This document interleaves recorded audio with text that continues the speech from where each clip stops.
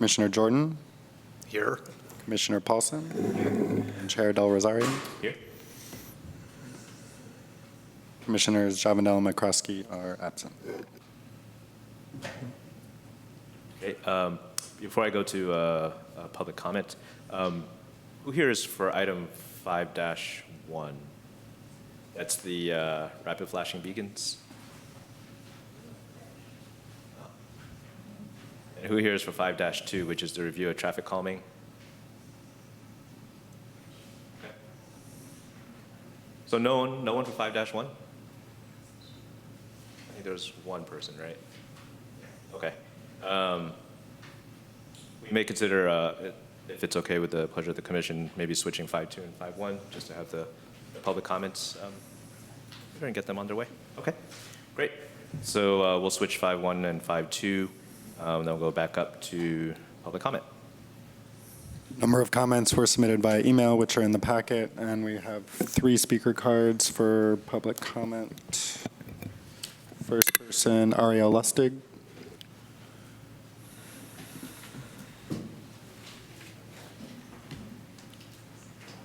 Hello. My name is Ariel Lustig. I live on Jackson Street between Washington Street and Solano Avenue. I'm here to talk about the intersection at Washington Street and San Pablo Ave. My husband, my 2 kids, and I regularly drive, bike, scooter, or walk around town. That intersection is on our radar because on at least 3 occasions when we've been crossing it, a car northbound has run the red light without even slowing down. Maybe they didn't see the light, I don't know. So we've always been like, ooh, careful at that intersection. But now there's another danger at that intersection that our family faces every day, or almost every day. Our daughter is a first grader at Ocean View School, so my husband or I accompany her as she scooters to the middle school annex every morning. Our route goes up Jackson Street, down Washington, across San Pablo, and onto the annex. On most mornings, when we're crossing San Pablo at around 8:15 in the morning, when it's our turn to cross San Pablo, there are cars that are blocking the crosswalk in the southbound direction. A lot of us know that San Pablo gets pretty busy in that direction in the morning, and they just kind of stack up. So my son, who commutes to AMS on his bike or scooter a little earlier in the morning, sees the same thing. I emailed some photos as well to the commission today. I don't know if y'all got it yet, but just pictures of green lights and cars blocking the intersection. So a couple of weeks ago, I was walking my daughter to school. She doesn't want me to point her out, but she is in the audience. And we and the other pedestrians were trying to cross, and there were cars in the crosswalk, and we were trying to get through, and my daughter was almost hit by a car. We crossed in front of the first car that was in the right lane, and then as we started to walk in front of the car that was in the middle lane, the driver just kind of rolled forward, not looking left or right, because you're sort of in that tunnel vision, I think, when you're trying to cross the street. Luckily, I yelled really loudly, and she didn't get hit, but that was my wake-up call to come to this meeting and also write a letter to the police department and try to get some action around this intersection. I don't want anyone to get hurt, none of us do, and starting in February, construction at Ocean View is going to start, and more kids from our neighborhood are going to be crossing San Pablo because the 3rd, 4th, and 5th graders are also going to be making that trek to the high school. In fact, at that time, all of the public schools in Albany, besides the Albany Children's Center, will be on the other side of that intersection. So I've been in touch with the Albany Police Department. I got a nice letter back from Lieutenant Constanbader, who said he'd pass my story along to his patrol people. Some of my neighbors have already told me they've seen some patrol people there at the intersection, which is great. But obviously, they can't do it, so they can't do everything, so I want your help in making this intersection safe for everybody during school time and beyond. Thank you. Thank you. And just so you know, there is a project for that intersection for bike crossing and pet improvements. I think if you would reach out to staff, they'll be able to give you more information on that. Okay, yeah, I've heard about other ones on San Pablo, but not that one in particular, so that's encouraging. Another speaker, Teo Miller.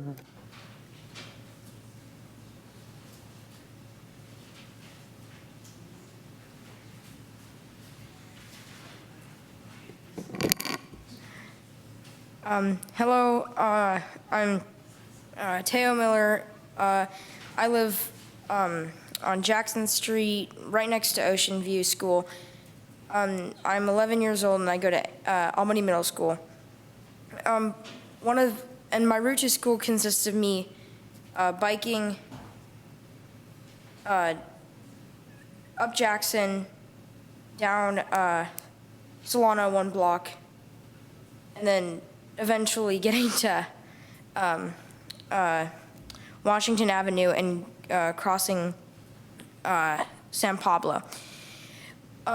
Just yesterday I was doing this and traffic was really backed up. There was probably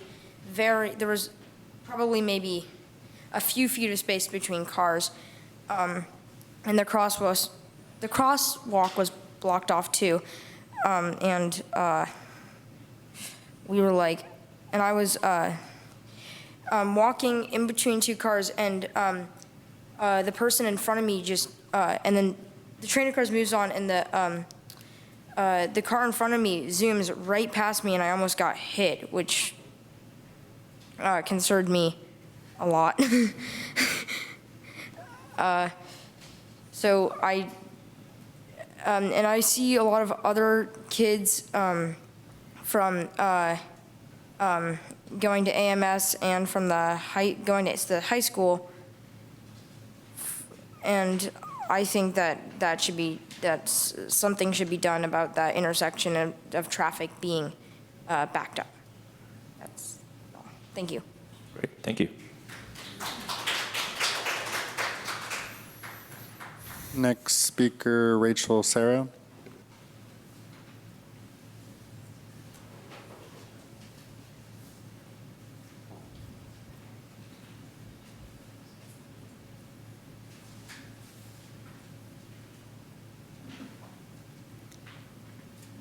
Hi, my name is Rachel Sarah. This is my daughter Camille, who's 7 and in 2nd grade at the middle school annex, and we live on Washington Avenue.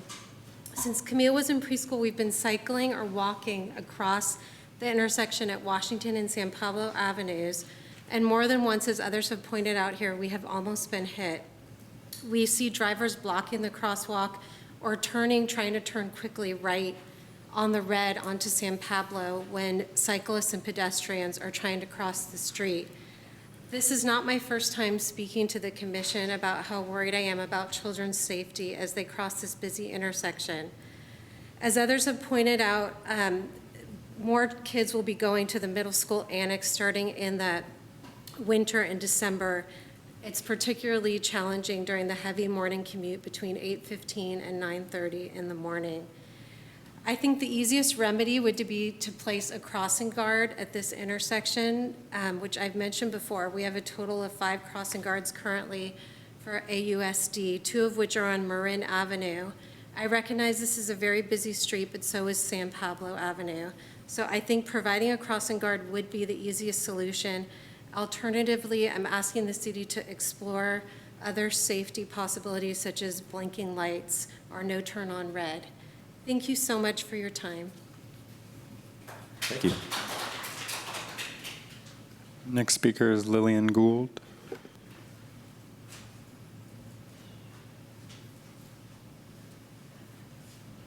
I was concerned about the Cornell Avenue in Brighton, because a lot of people, it's a two-way street, turn in and that to go to Trader Joe and all that.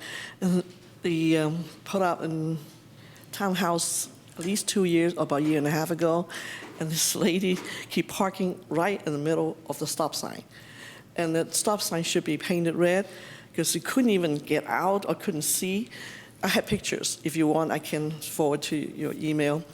And the people will park trucks over the other side. Even bigger cars, SUV, you cannot even turn in. It became a real danger, and it's been going on. And some other older, parking stop sign, you can see has red painted. But this is a short section. She just parked there. She wouldn't even park in her driveway or her garage. So you should look at it.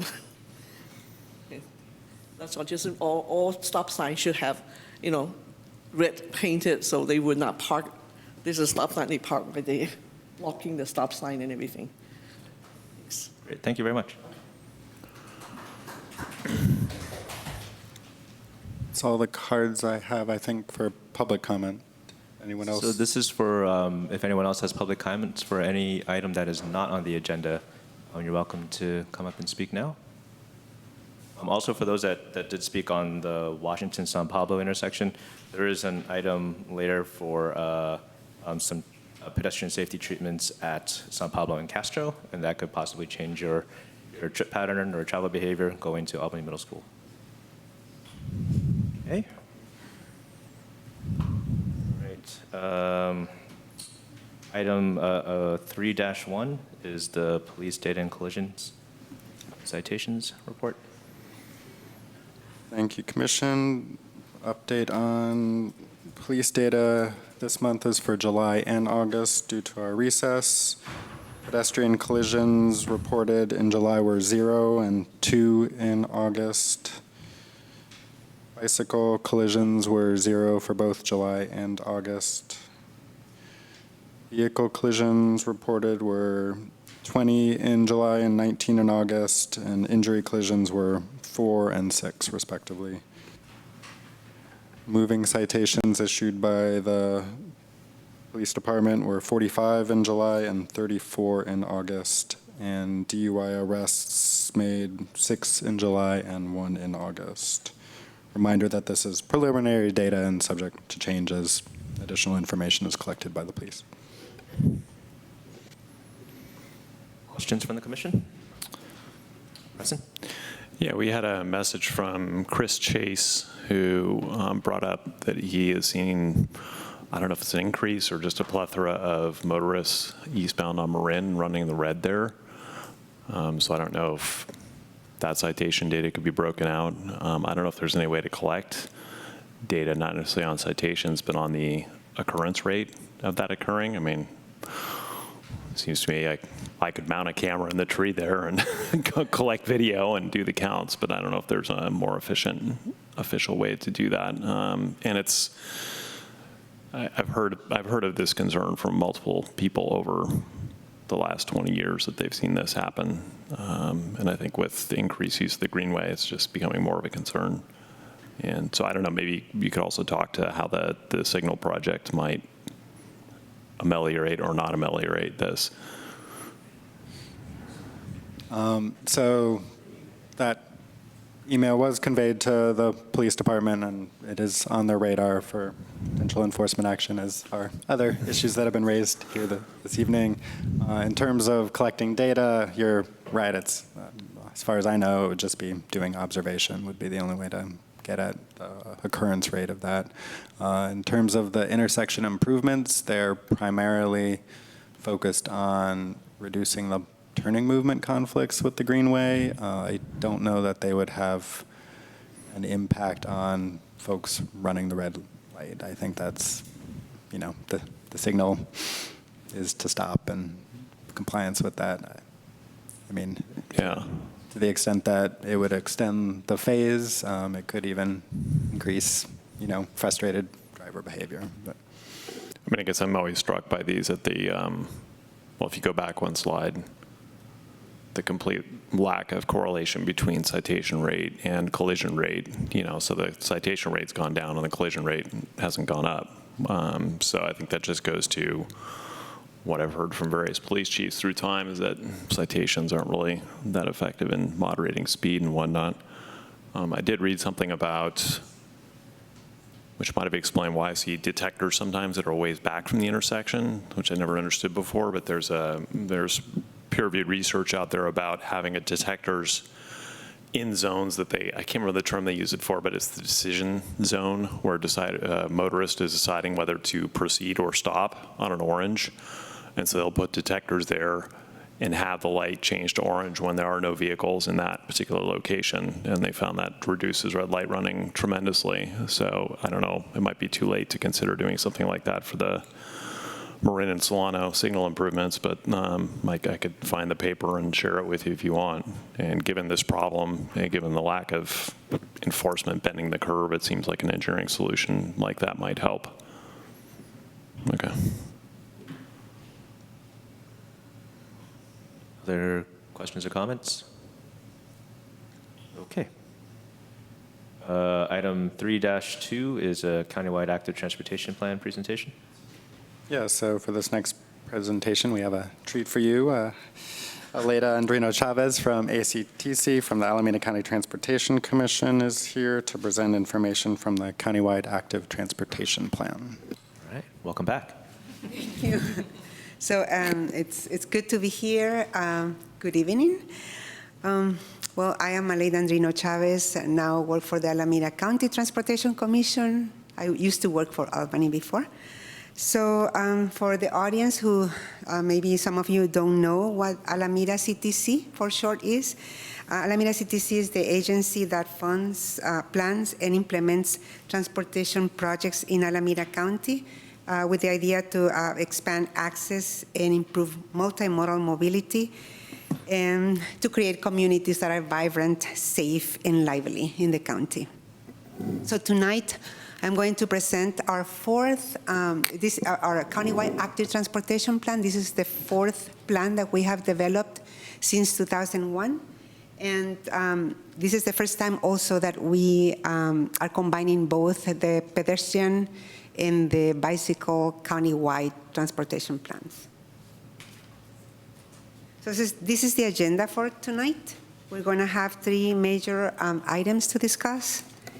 And I'm going to go fast to concentrate on the analysis. We have, for our first, I'm going to go back to the agenda. We're going to have the countywide transportation overview and the analysis that I'm going to concentrate on. And also we're going to discuss a little bit about other resources that we developed through the plan. So the overview of the plan includes 4 items for tonight.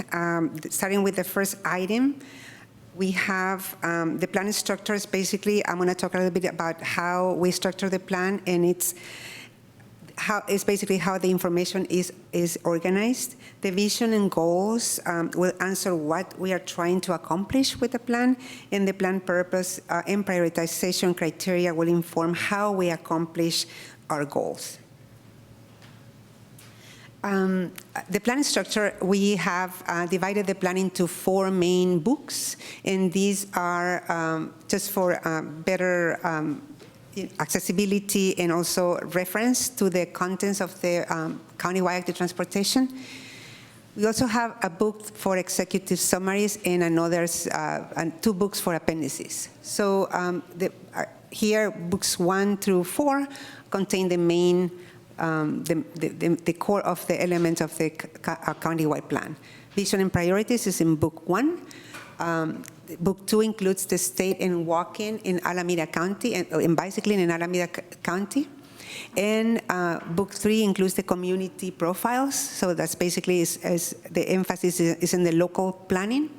And book 4 includes taking action, which is a set of basically policies and best practices, as well as high-level cost estimates for transportation, for active transportation infrastructure, which is pedestrian and bicycle infrastructure. This is the vision. Through the process of the Countywide Active Transportation Plan that lasted about a year, a little bit over a year, we developed a vision for the Countywide Active Transportation Plan. We want to emphasize in a safe network for bicycles and pedestrians, and also a connected network. So through the plan, we're going to see how we're going to accomplish this. Also through the process, we developed the goals for the plan that emphasize safety, the multimodal connectivity that I was telling you in the previous slide, and encouragement that includes programs like Safe Routes to School, the free transit pass that we have also in countywide. And we want to make sure that we leverage the public funds by implementing or helping local jurisdictions, helping their programs, and projects that have already in the pipeline, and by Alameda County taking over some large projects that are of countywide significance. The plan purpose also we developed through our process, and this plan will help us guide Alameda CTC in our function, which is plan, fund, and deliver pedestrian and bicycle facilities and programs throughout the county. So the plan will help us set internal priorities. Also, the CAP provides supports local jurisdiction plans and programs, and provides technical resources for to the member agencies for the implementation of these programs. I want to say that for the development of this plan, we assemble a technical advisory committee that is composed of staffs from our member agencies, and they inform the process and deliverables of the plan. So here's the prioritization criteria that we developed to evaluate projects. We have two types of criteria. One is the primary criteria and the secondary criteria. And basically, we are going to look at the Countywide High Injury Network, or HIN for short. And we're going to see if a project is located within the high injury network that we're going to talk about later in the presentation. We're also going to see if a project will resolve major barriers countywide, or that are significant in the county. We're going to talk about that later too, what barriers are to the bicycle network, and also if a project is located within or near a community of concern as defined by the Metropolitan Transportation Commission. The secondary criteria has a local emphasis, so we're going to see if a project, if it's not located in a countywide high injury network, is located in a local high injury network, also can be located in both, because in some instances a project is located in both networks. So it is also if a project improves safety to like access major activity centers, including transit stations as well. The second item on our agenda is the analysis, and this is where I'm going to just focus in my presentation right now. So we're going to talk about the safety analysis and the high injury networks that we developed with this plan, and also the major barrier analysis. So,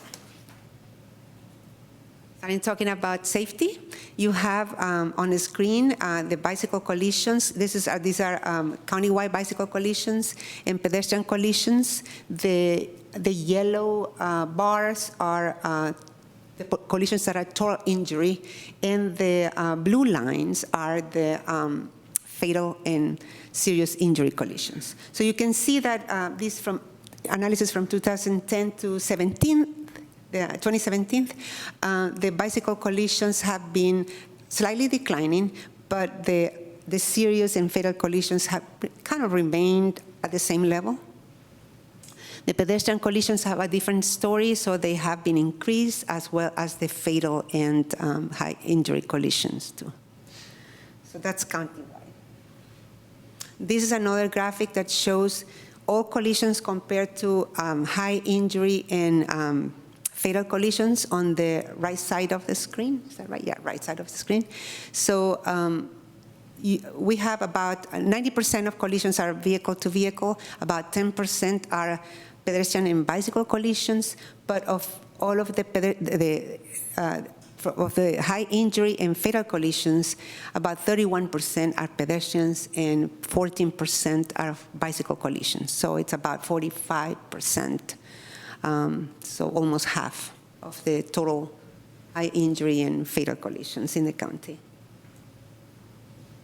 So let's see what so we have here, as I was telling you about before, we develop high injury networks as a way to know not only the hot spots, but also hot spots where collisions and safety is an issue, but also a segment that also where collisions, high injury could happen in the future as well. So through our analysis, we found that so to develop the high injury collision, we every roadway segment had a score. So that is related to the number of collisions and the severity of the collisions. And we took the top 20% of severity scores for bikes and pedestrians to develop the countywide high injury collision. We excluded the freeways, but we used the freeway ramps for the local traffic. So the ramp terminals are included. Collisions in the ramp terminals are included here in this analysis. So we found that 65% of pedestrians and 59% of bike collisions occur on just 4% of roadway miles in the county. So this revealed important information to pinpoint where the hot locations are and where to really invest our resources as well. This is we developed this high injury network countywide and by planning area. So in the county, this is the bicycle high injury collision for the north planning area. That includes Oakland, Berkeley, and Albany, and Emeryville. So in the north planning area is the area that is the most urban in the county. So it basically accounts for 81% of bicycle trips, and 68% of the collisions are localized in the North County. 53% of the county-wide high injury network is in the North County as well. So here I have a list of streets that are basically with the highest collision severity. They're located basically in Berkeley. It's Milvia, from Berkeley Way to Channing Way, Shadow Avenue from University Avenue to Hayes Street, and 14th Street from Broadway to Lakeside Drive. But the roads with the most mileage of bicycle high injury collisions are San Pablo Avenue across all jurisdictions, International Boulevard in Oakland, and Telegraph Avenue in Berkeley and Oakland. Sorry, I'm going a little fast just to make a room for questions. So we have the North County Pedestrian High Injury Network. And again, we found that the North County comprises 75% of all the trips by foot and includes 67% of the pedestrian collisions countywide. 51% of the countywide pedestrian HIN is located in North County. Again, there's more population, it's densely populated. The density is higher here, and we have Oakland too, which is a major city. So the North County areas with the highest severity, collision severity, are located along San Pablo Avenue, not surprisingly. So as you can see in the map, so you can see that the top, the darker lines are the top 20%. And so just as a parenthesis. So it's across San Pablo Avenue, I don't know if I can. No, I cannot see. Okay, but San Pablo Avenue is back.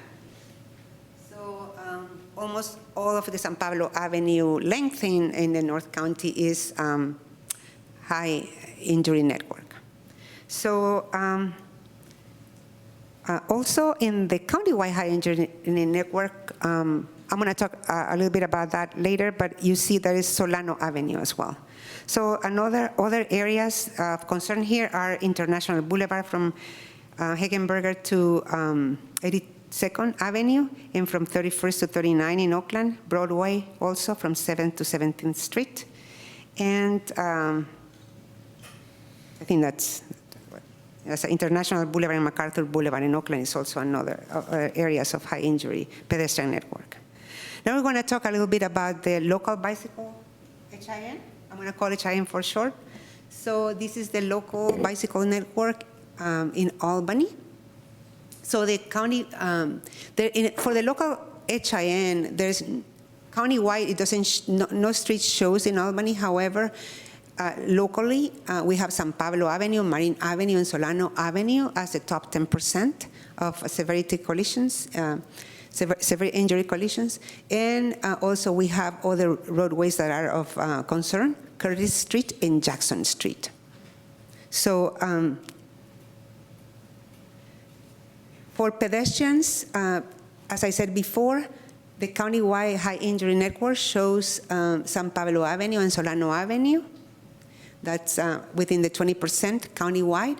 And the local HIN is also San Pablo and Solano, but other areas of or roadways of concern as basically in the city are Garfield Avenue, Marine Avenue, Masonic Avenue, Buchanan Street, and Orway Street between Marine and Solano. We also did barrier analysis. The barrier analysis concentrated on interruptions to the low-stress bicycle network. Basically, low stress is when there's no high vehicular volume and the speed is also slow. So we categorize the barriers as linear barriers that include freeways, and we use the Caltrans District 4 bicycle plan to the barriers that they identify as freeway barriers on the network. Waterways that include lakes, rivers, and rail barriers or interruptions to the bicycle network. There are other barriers that we consider that are interjurisdictional gaps, barriers to major trails or gaps in major trails, and barriers to access transits, major transit stops or stations. So the way we did the barrier analysis is that we compare the shortest network path versus straight line distance, and the ratio between those is basically how many times or the distance basically that cyclists have to deviate to reach the desired destination. So in this map, the green represents the shortest distance and the red represents the longest distance. And you know, when you're walking or bicycling, you're using muscle power, and the longer distance are sometimes taxing on people who use active modes of transportation. So here the major barriers, usually Albany, within Albany is not challenged, the network. However, there are major barriers represented by the access to the Bay Trail through the railroad tracks and the freeway, and also the creek, Cerrito Creek on the north, and Codornices Creek on the south boundary that interrupt the bicycle network and access to the bicycle system in Contra Costa County and Berkeley, respectively. So the barrier with the greater impact is Cerrito Creek, because especially west of San Pablo, because the only alternative to access the network in Contra Costa County is through San Pablo, and San Pablo is a high-stress roadway for cyclists. So it's it's not comfortable for all users, or all bicyclists, I should say. So going with the last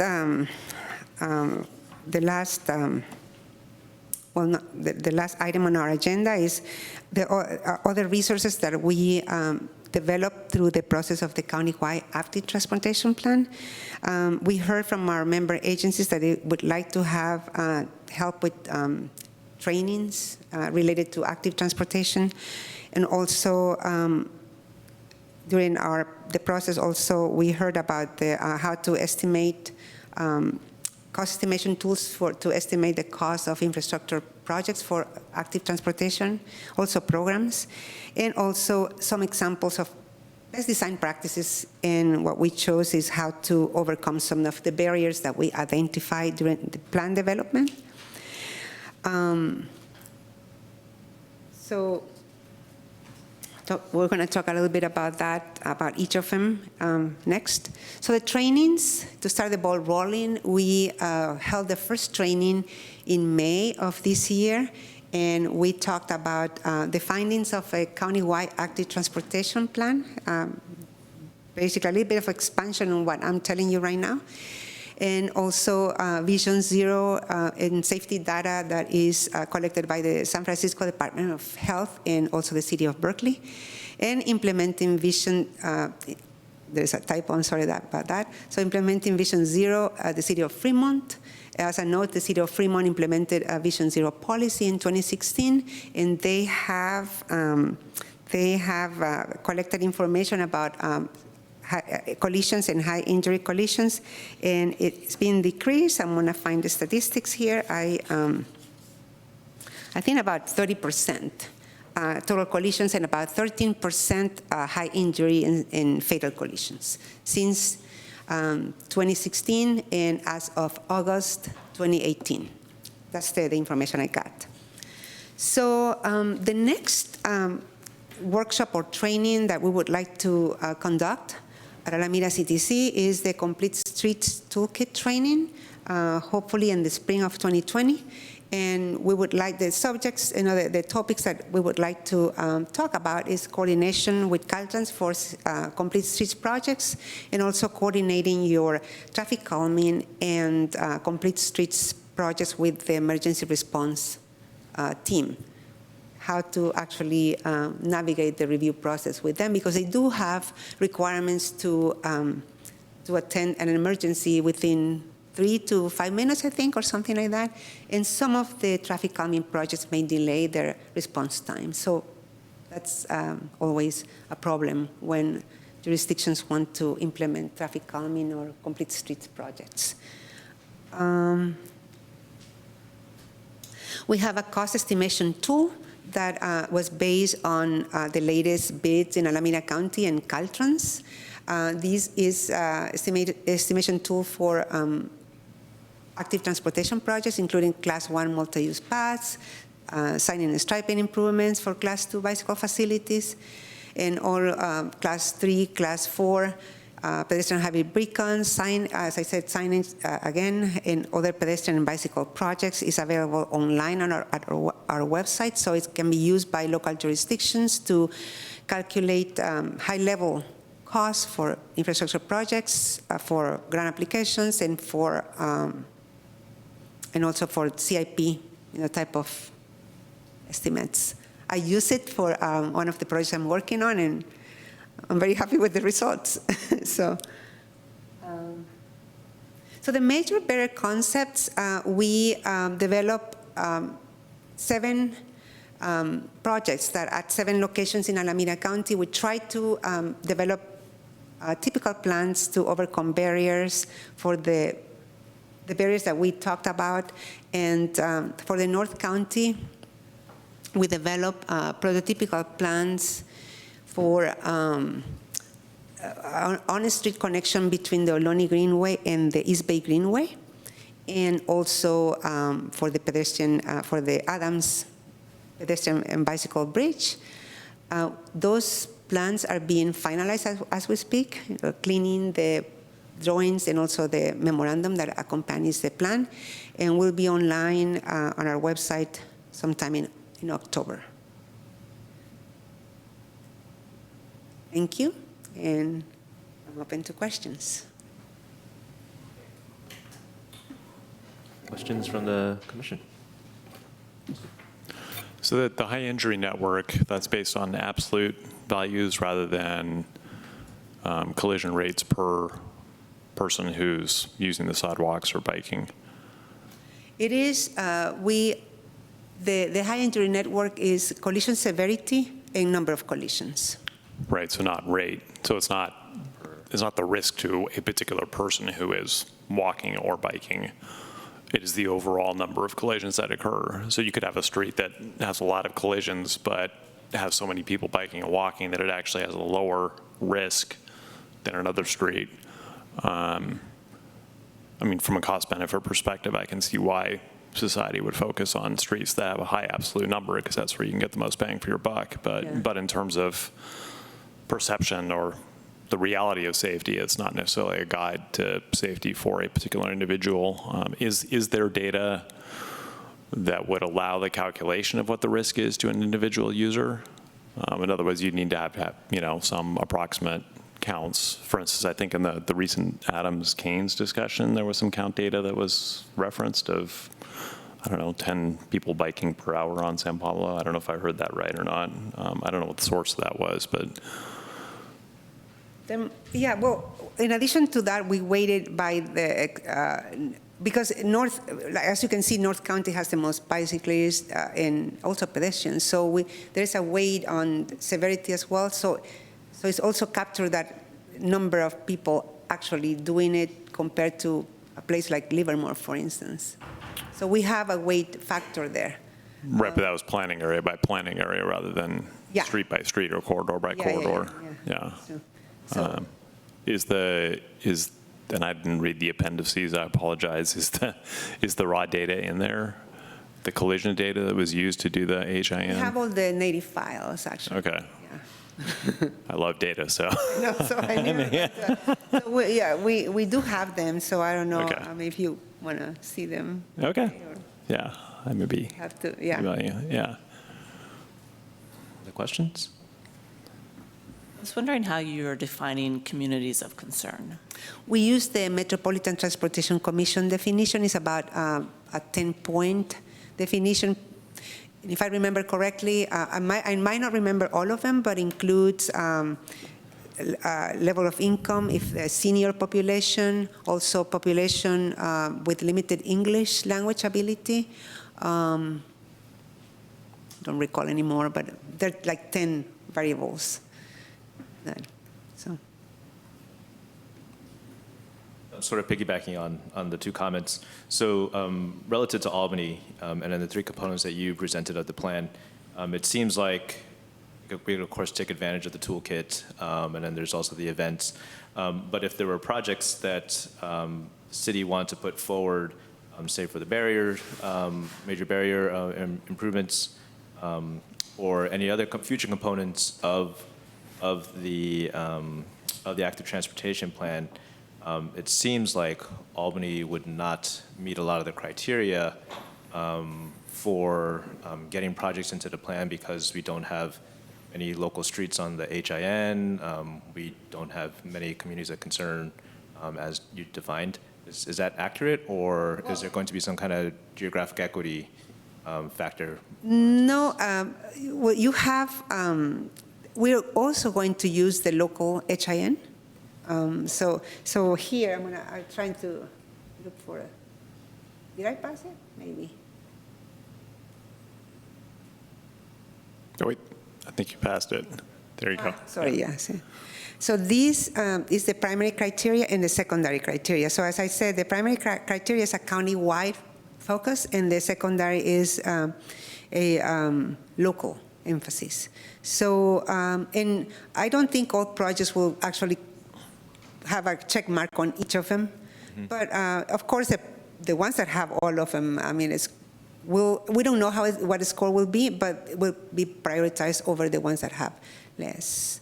But that because of what you're saying, Robert, we included the secondary criteria as a way to have a more equitable prioritization criteria. And do you know how the primary and secondary criteria will be used? How the what? How will the primary and secondary criteria be used? Will primary projects that qualify for primary criteria? I don't know get yet. more funding, or? That is something that I think programming department or the other departments are in charge of selecting the projects will actually, but they will use these criteria. Yeah. I think, so, and in the, like for bicycle countywide, there is actually not showing in the 20%, but you have in the 10% or local. Mm-hmm. So there are, and then there are the 10%, but also, as I said, there are other issue roadways that fall in between the 75th percentile and the 90th percentile that can be put forward as used as a, they're not the top 10, but these are also here. And with additional data like collisions that happen in the last 3 years or something, you can actually make an application a little bit stronger. Mm-hmm. Mm-hmm. Okay. And one other thing is it'd be great if we can get the presentation electronically sent to us. I don't know if you can work with staff. No, you, I will leave this one here because this is the last version. Maybe I'll correct the typo that I didn't see because I've seen this like 10 times. And then I'll leave it on the computer. And then what are the next steps for the plan? The next steps is that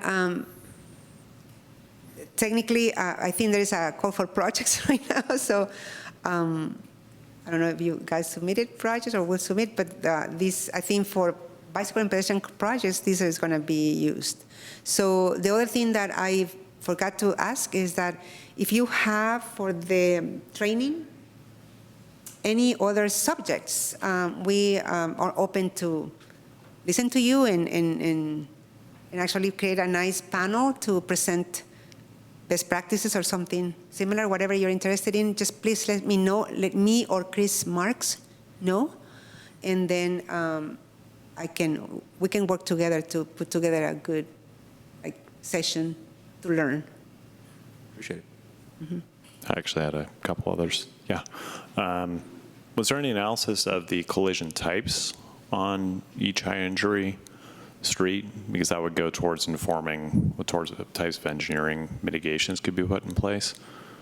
Anything related more about collision, the collision type that basically. I mean, were they violation of right of way? Yeah, we do have unsafe information speed? about that. Yeah, Okay. I think I was reading. So there is what we found for. There's more to talk about this brief presentation, but yeah, we found that the collision, the reason, the collision factor is called the collision factor, and it's in the. I invite you to take a look at the plans online, and it's in this number 2. Oh, number 2. Okay. Everything is there, and before the meeting, I was actually reading that. Let's see if I can find it here. But we have a summary of what we found for pedestrian and bicycle collisions. The appendices also have a lot of information. Okay. And if you have questions after reading that, specific questions, please send me an email. Do you have my email? Yeah? Yeah. So, Yeah. Thanks. So, so I... Do you know what the analyses or the... This is my email if you want to copy it or take a picture. And then Chris Marks is the bicycle coordinator for Alameda CTC.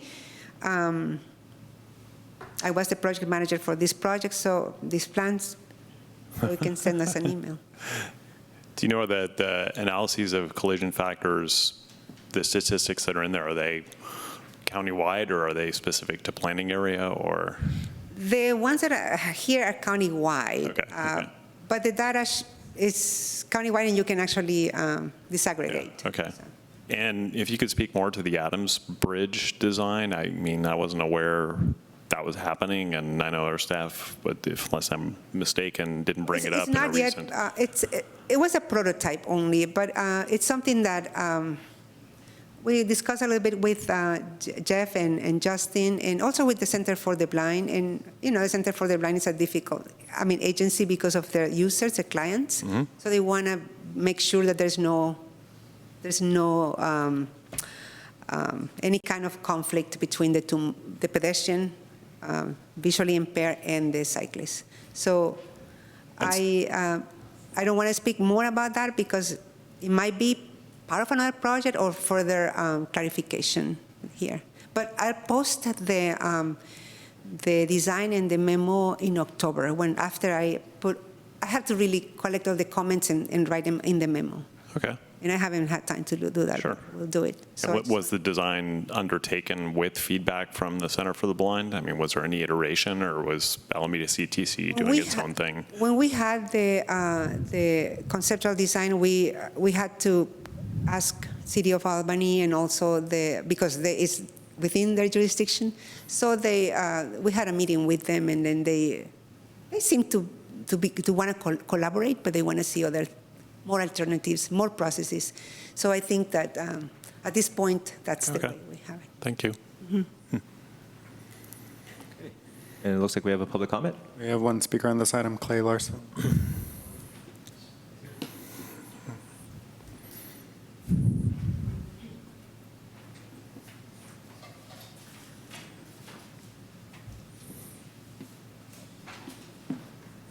Clay Larson, last week the City Council approved a pilot project in Keynes and Adams. And I got to admit, in reading the ATP, the county ATP, I read it from the perspective of that approval. I found there was a number of issues that were raised during the Keynes Adams project that aren't actually included in the county's current ATP. For example, the need to close a perceived gap in the regional bike network was a key argument presented by the supporters of the pilot project. And in fact, the county's 2001 bicycle plan described 18 cross-country bicycle routes. Each route was intended to serve a specific corridor. There was some confusion about Albany. There was a lot of discussion of a bike route 5. It's actually a bike route 25 that included Adams, never Keynes, but Adams. But my main point was that in looking at the current ATP, there's no mention of the old bike routes. Absolutely no mention. And my understanding in talking to Alameda County staff, and perhaps Alita can confirm, was that this was intentional, that the county has abandoned a very prescriptive approach for specific bike pathways in favor of a less prescriptive approach, which allows cities to make up their mind. To that end, we had the comments from Councilmember Barnes that he thought that the north-south bike route gap had been closed. Another issue that came up was the authority of the county to direct cities to build specific bike routes. The mayor, Rochelle Nason, in voting for the pilot project, stated that she was motivated by the need to close the gap in the regional bike route, but then added that she had a concern that, let me read this, if we don't address the gap, the Alameda County Transportation Commission will address it for us, and we might like their solution even less. I was puzzled by the mayor's comments. I don't believe that the county has any authority under the law to direct Albany to create specific bike routes. Again, Alita can confirm that or deny it. And she might even, again, address the question, is there any real interest, given my understanding that the county has adopted a much less prescriptive approach. I look forward in October to seeing more of this bridge over Cerritos Creek. I had some comments about that because the language was a concept design study of the bridge across the creek is currently under development. There's very similar language in the 2001 bike plan. So apparently the county's been working on this for 18 years, so I look forward to seeing what comes out of this. Thanks. Thank you. We have one more speaker on this item, Ian McClade. Could you pull up the local high injury bike map, please? Or I could do it here.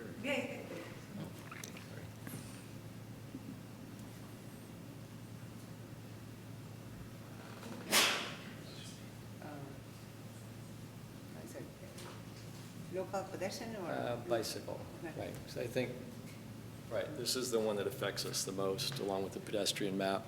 Good evening. My name's Ian McLeod. I'm on the Planning and Zoning Commission. I'm here on my own behalf.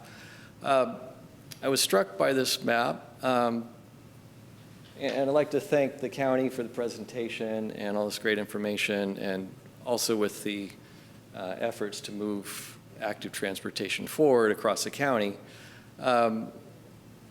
And just as another aside, I attended a bicycle advocacy study session about a month ago in which people came from 9 Bay Area counties, and every county around the Bay is working on something like this, and there are efforts to integrate those efforts throughout the 9 Bay Area counties so that there are fewer and fewer barriers and there's much better access across all jurisdictions. So it's not just a local effort. It's not just an Alameda County effort. It's a Bay Area-wide effort. So in that sense, it's great. And I think there's a real momentum building for this. When I look at this map, it really strikes me as something that is so obvious. It just almost becomes painfully obvious, is that the yellow lines are where we should be putting our protected bicycle networks. I mean, it just seems so obvious that. And it's not just to reduce bicycle injuries, but that really reinforces why we should be doing it, is to make Albany safer for all our riders, all our active transportation users. The other reasons to add protected bike lanes to those specific streets, especially San Pablo and Solano, is that's where people want to go and that's where people want to be. And that's where we are going to be putting new housing development. So I'm really trying to promote transit-oriented development, and even beyond that, in a sense, active transportation development. So we're going to be putting a lot of big housing projects eventually. It takes time. But it would be so great if every new resident has access to a protected bike lane outside their door in a commercial district, connecting to other cities, other areas, to transit, so it becomes a complete network, and we reduce reliance on cars, we make our streets safer, and these protected bike lanes would also make it safer for pedestrians on these streets by separating the motorists from the sidewalks. And in particular on Solano, there are letters about the angled parking and people driving into storefronts. If you make that parallel parking, you've eliminated that safety hazard completely. So if you have parallel parking on Solano Avenue, you are protecting pedestrians. So things to think about, but it just strikes me as so obvious that that's where we should be putting our protected bike lanes, motorist-separated bike lanes. Thank you very much. Thank you. Any other comments? Okay. Back to the commission. Yeah, I was struck by this map as well, and thank Alameda CTC for developing this plan. And I also note it's called an active transportation plan, which Albany was the first to do as a combined plan. I don't know, Aleda, you were here at that time, so if you took that idea over to the county agency, thank you.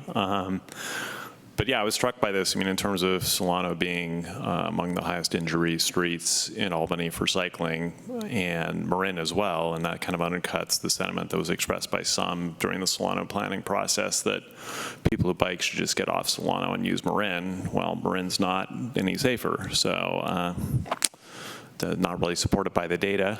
And this also supports the need to do something in the near term for the San Pablo corridor, which thankfully the council just did. When was the plan adopted? This Alameda CTC active transportation plan? The Alameda CTC was in June 20 this year. Okay. Mm-hmm.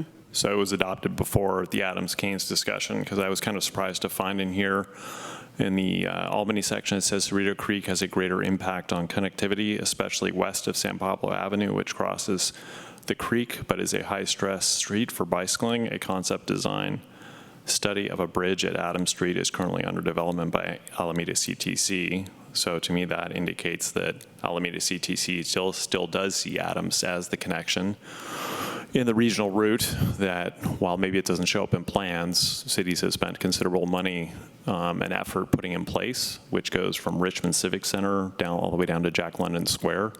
It's either funded or built the entire way, except for in Albany on Adams Street. So we are the gap. Thank you very much. Any other comments from the commission? Okay, thank you very much. And moving on to 3-3, shared mobility data. I don't know what questions there were for staff to respond to. I don't know.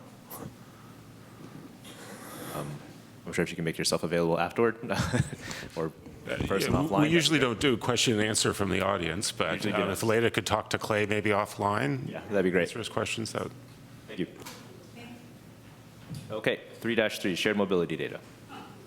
Briefly, so gig car share numbers from July and August, 357 and 386 members respectively, and 927 up to 1,000 trips in the month of August.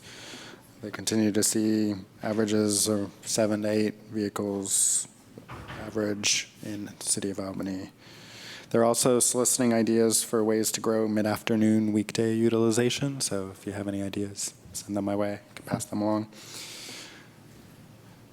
Lime reports 129 trips in July and 142 in August on electric scooters. I haven't heard of an update on timeline of when they would be formally permitted in neighboring jurisdictions. That concludes the update. All right, questions? There was a post on Nextdoor I think today or yesterday that relayed, and I'm neither verifying this nor not verifying it, I don't know, but it was the post that gig vehicles are being used by smash and grab criminals going around town, that they were using those vehicles because they could anonymize themselves, essentially. But that's, as a gig user, I don't really understand that, because you have to actually reveal yourself in order to use a gig. One of the comments suggested that criminals were using stolen driver's licenses and credit cards to set up a gig account, and then using the gigs to go around and in the middle of the day, smash windows and grab items, and then ditch the gig and go back to their own car. So it would be helpful. I think it would be helpful to have a police department perspective on the accuracy of that representation in terms of what's going on, and if that is what's going on, maybe hearing from gig, if they're encountering this in other cities, and if they have any plans to remedy that. Thanks.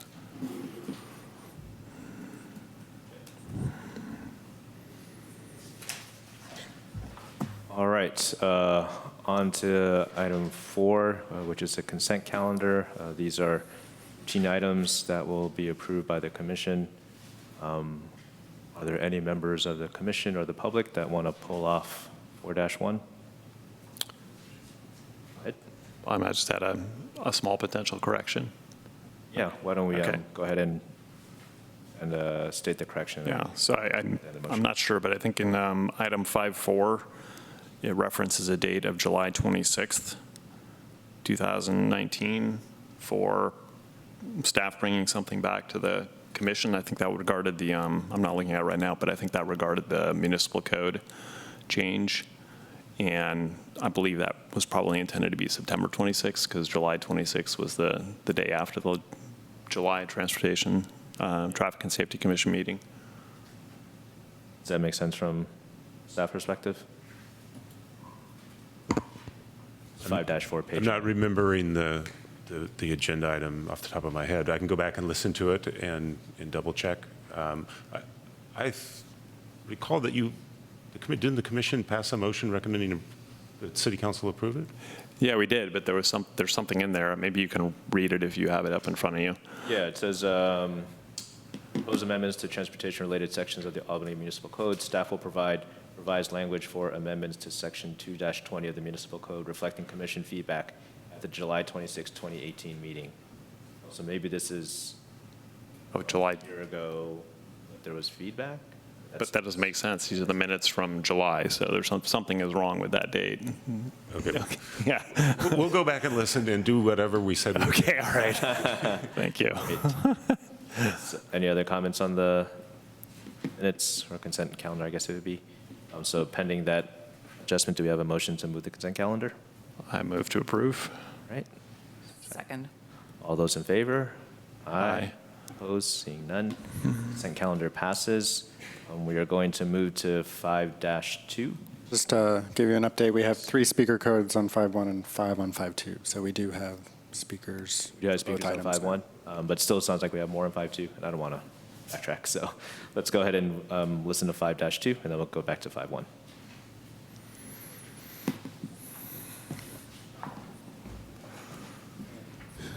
Thank you, Commission. So this item is a review of traffic calming request and speed survey data. Albany's traffic calming policy was first developed in 2007 and last updated in 2015. It establishes a traffic calming request and petition process, as well as warrant criteria, including requirements for physical conditions of the block and speed and volume criteria. Physical conditions include the block length, speed limits, not being a bus route or exceeding 40 feet in width and not exceeding 8% in grade. The volume criteria establish that the street should see volume of less than 3,000 average daily traffic and has a couple of different speed thresholds, over 5 miles per hour over the speed limit eligible for speed treatments, and between 28 and 30 miles per hour being eligible for soft treatments. Staff has received requests on these 6 blocks, 3 on Curtis, Key Route, Masonic, and Talbot. We also conducted additional surveys for the 800 and 900 blocks of Masonic, reflecting post-project information for the Albany Masonic Improvements Project, which installed a raised crosswalk and speed hump on the 800 block. These are the locations. Sorry, it's not on the AV mode. I'll go back to that. The speeds and volumes reported are reflected in the chart above. I've marked in a lighter green shading the ones in the soft treatment threshold and darker green in the over 5 miles per hour over threshold, and then on the volumes, the ones that are under 3,000. The one that's lighter shaded, Key Route, is separated as a boulevard, so a little question of comparison of whether you take the northbound and southbound separately in terms of total daily traffic or not. None of these meet both threshold criteria. So none of them meet both the 85th percentile speed and volume. Back to the map, maybe it's a little more visible. This is where the counts were, the blocks where the counts were taken around the city. Was just going to mention, just because there were some comments and questions regarding installation on 800, why that's different than 1,000 block. And looking into this a little bit, the 800 block, the improvements that were made were for outdoor athletic equipment across the street from the senior center. And I think that being an attractor for slower moving population, more vulnerable population, and sort of access to the facility across the street was one of the reasons that installation on that block was made. There also is a little bit of different treatment of Masonic in our city plan documents and the roadway classification. We consider Key Route and Masonic south of Solano as a sort of a pairing of minor arterial route, north-south. And so north of Solano, Masonic is treated differently as more of a local road in our city plan documents. But with that, the recommendation is not to proceed with these. They don't meet the criteria as established. If you want staff to look at additional information, or well, we can discuss that. Thank you. Questions from the commission?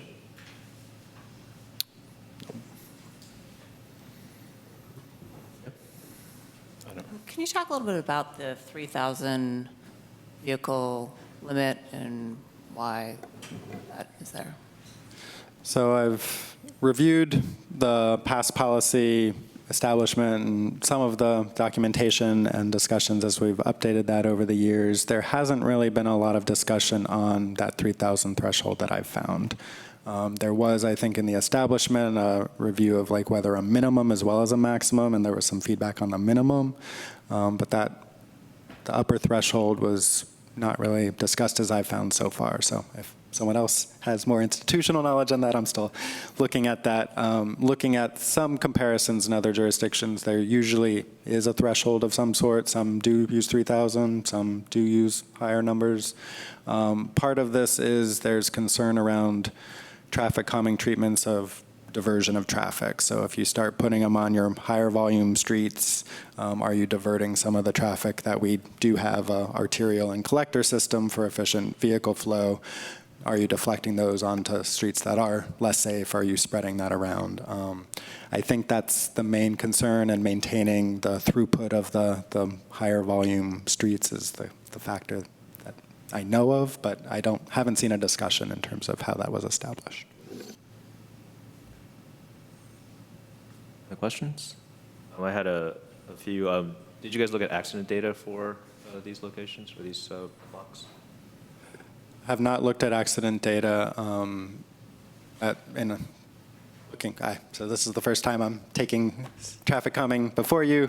Since I've started here, and looking at the process, it was if they meet these thresholds, then we do more detailed analysis of collisions and that kind of thing, and bring that to you for consideration in terms of what treatments are recommended. Sure. Okay. And then I know there was some written submitted comment about the effectiveness of the speed or the traffic count tubes, and I guess the thought that maybe vehicles would slow down if they saw those because they're related to some sort of enforcement.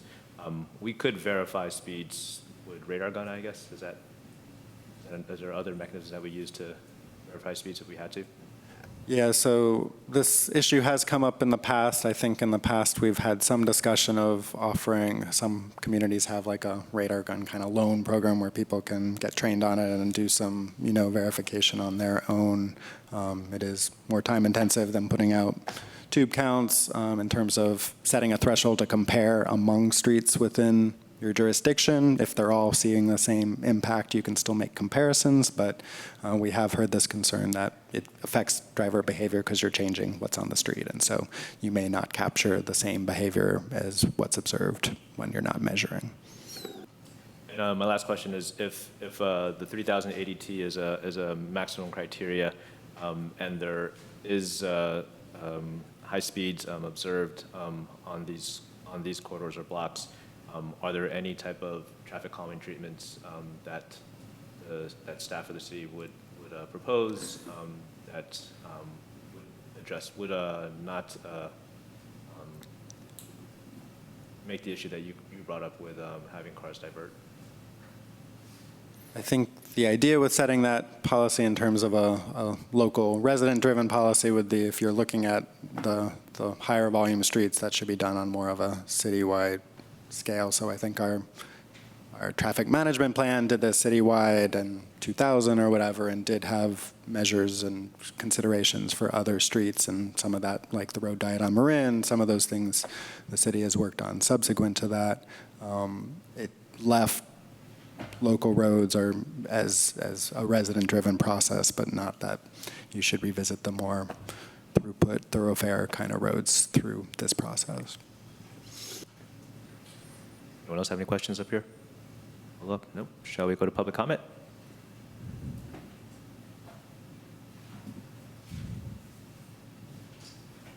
That's 5 speaker cards for this. The first is Cynthia Greenleaf.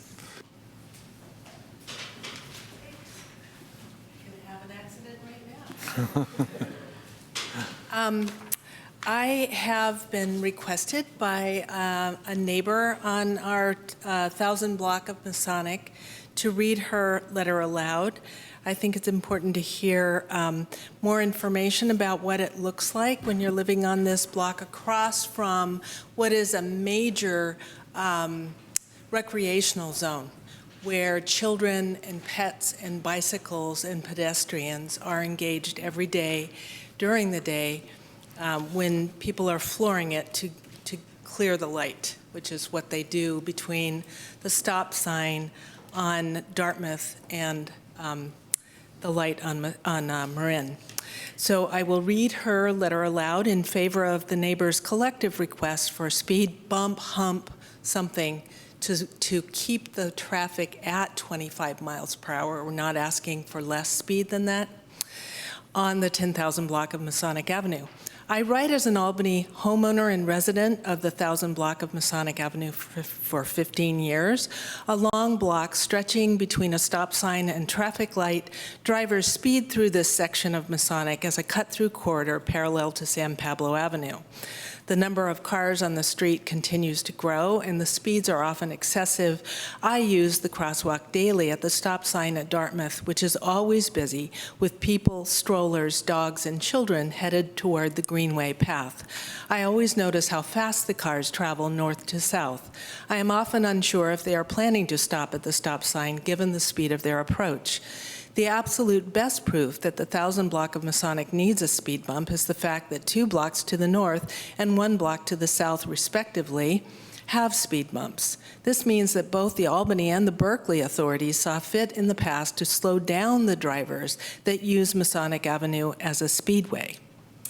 The documents shared in anticipation of the September 26 meeting show that the 800 Masonic block with a speed bump is effective in holding drivers to the speed limit. And just as an aside, Paul and I drove on both that speed hump and the ones on Key Route, as an experiment at 25 miles per hour, didn't slow down below 25 miles per hour. Those humps were quite comfortable to keep at speed. Not higher than that, but at speed. So that's what we're asking for. We think that the policy indicating that streets with vehicle volume exceeding 3,000 daily vehicles not being considered for keeping traffic at speed is nonsensical. It's actually counterintuitive. And we'd like to ask for some sort of change in that policy or an exception for our block. Thank you. Thank you. Paul King.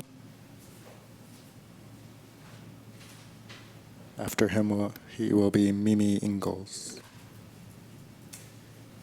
So I could tell you read my letter. I appreciate that. There's no way I can be more articulate than I was in that letter.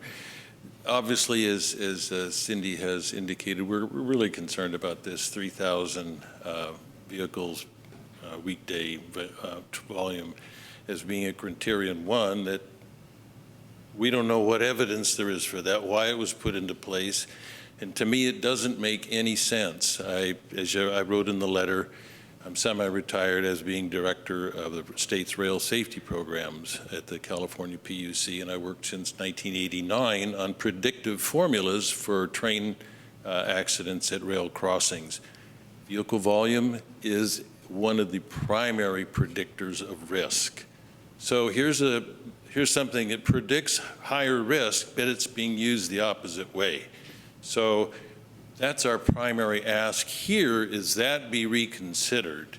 And, not seeing any justification for it except that one must think about volume shifting somewhere else. Well, let's address that, not with an absolute criterion where over 3,000 is the same as 25,000 or more, and 2,999 is the same as 0. So it just doesn't make sense in many different ways from a risk policy point of view. And some of the other issues too, that Cynthia mentioned, that greenway is wonderful. It's a playground. It's an attraction.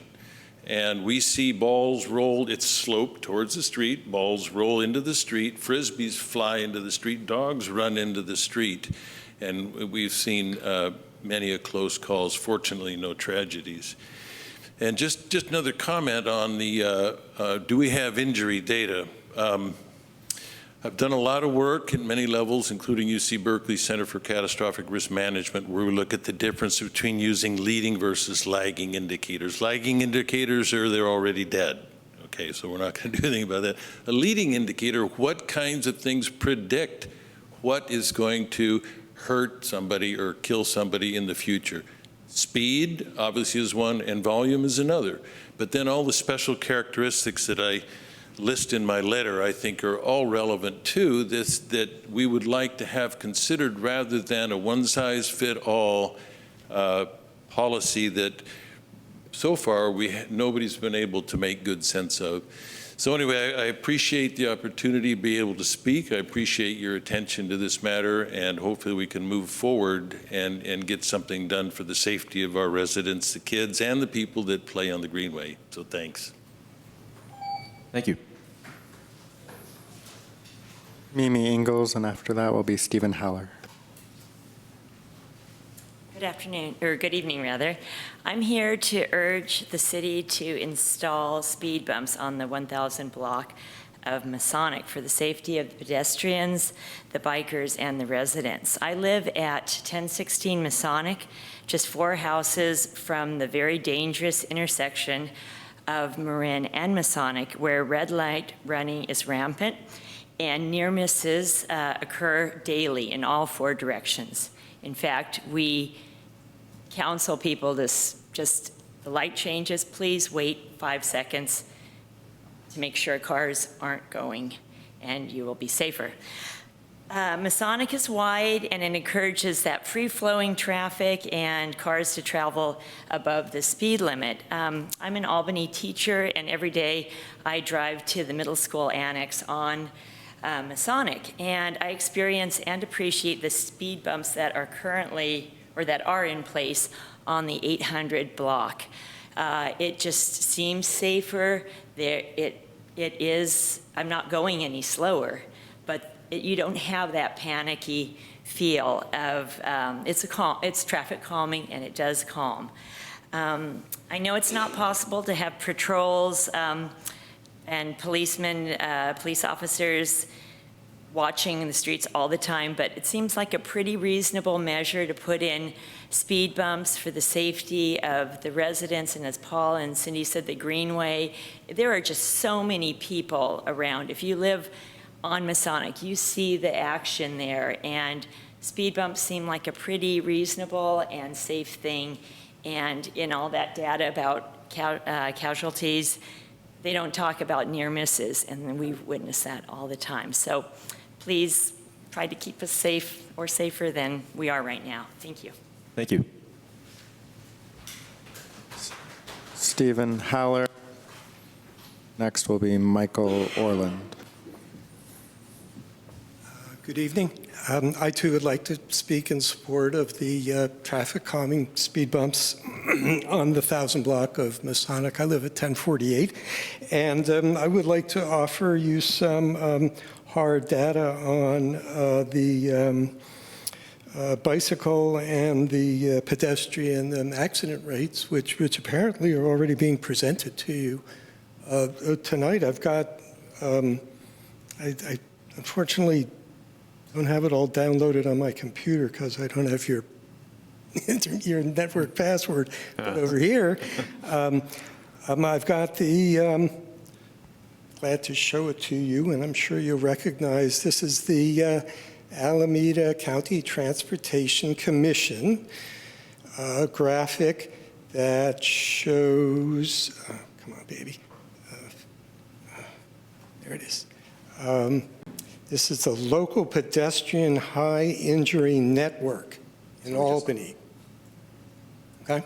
And near as I can tell, our 1000 block of Masonic is dark pink, and dark pink is in the 75th to 90th percentile for accidents.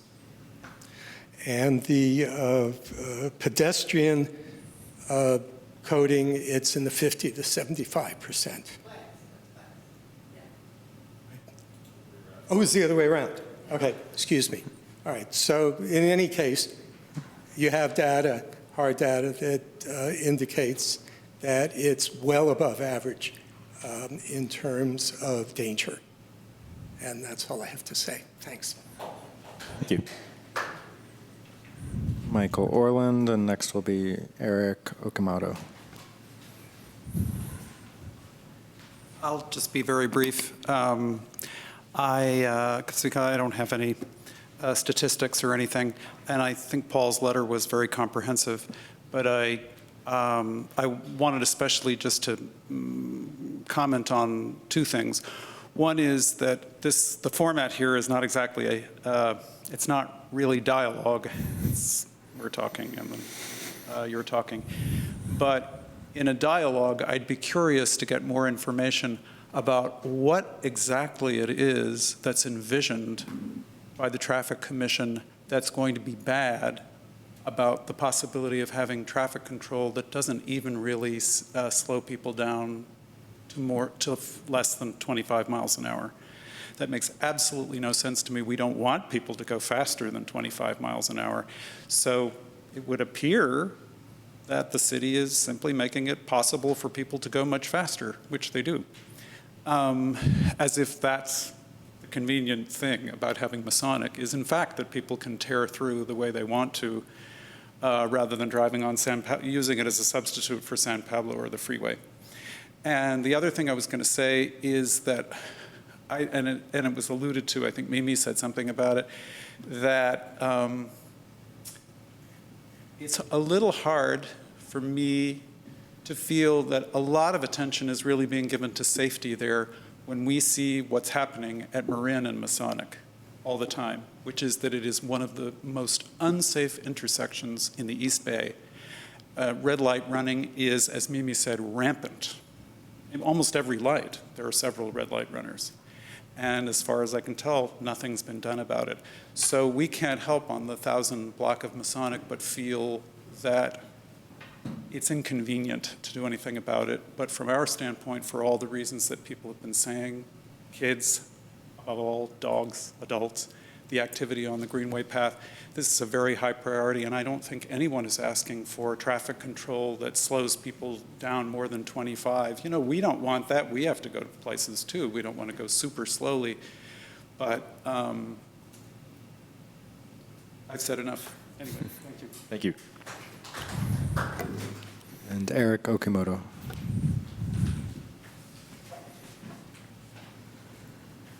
Hi, I'm Eric Okimoto. I'm Paul and Cindy's next door neighbor. I live on this 1,000 block of Masonic. I don't have any stats or numbers either, but I do have 3 small children, and we play across the street all the time.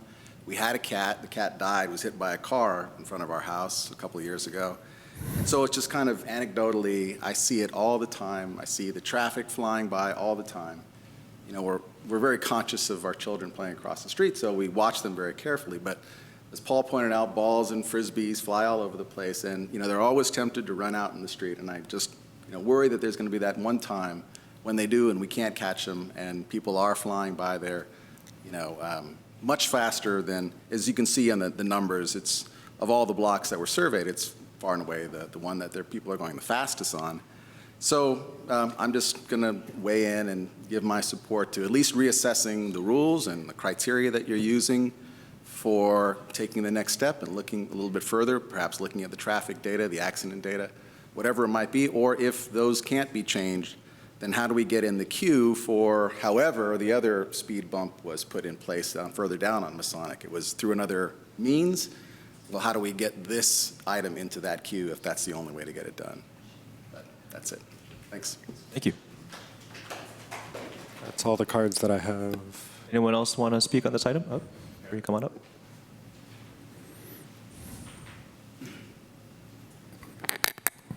Good evening, Commission.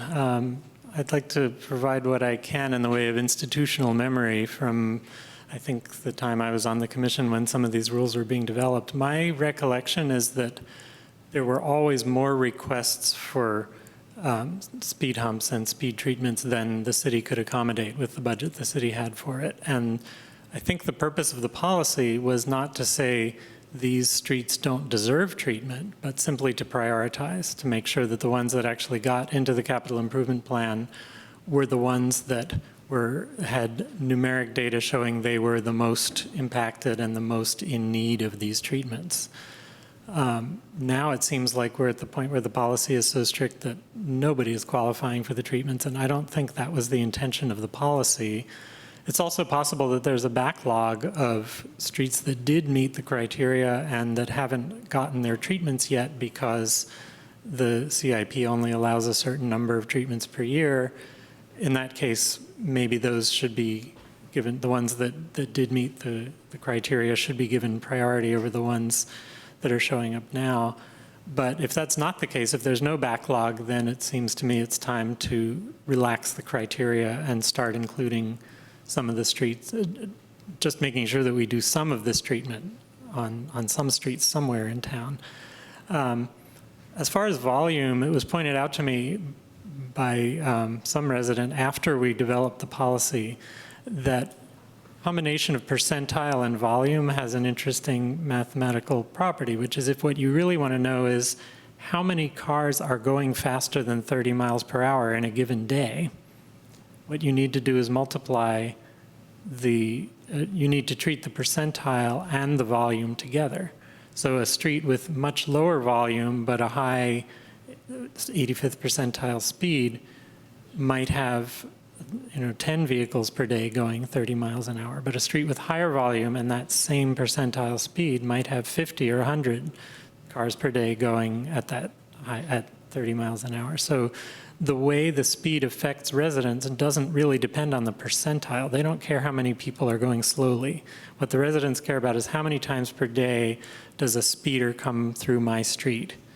And to do that, you need to do some calculations involving the percentiles and the volume, and higher volume means there's more of an impact. And the idea that these streets are so high volume that they don't get any treatment seems to me antithetical to that mathematical concept. I hope there's a way to make a treatment that, as people have suggested, actually slows cars to 25 and not to 20. In my experience, the treatments that the city puts in make 25 really uncomfortable and 20 just barely tolerable. And I was asking at the time I was on the commission, can't we have a treatment that just is workable at 25?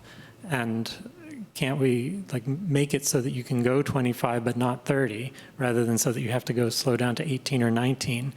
And my recollection was the answer is no. Any hard treatment you put in is going to force people to slow down to 18 and 19.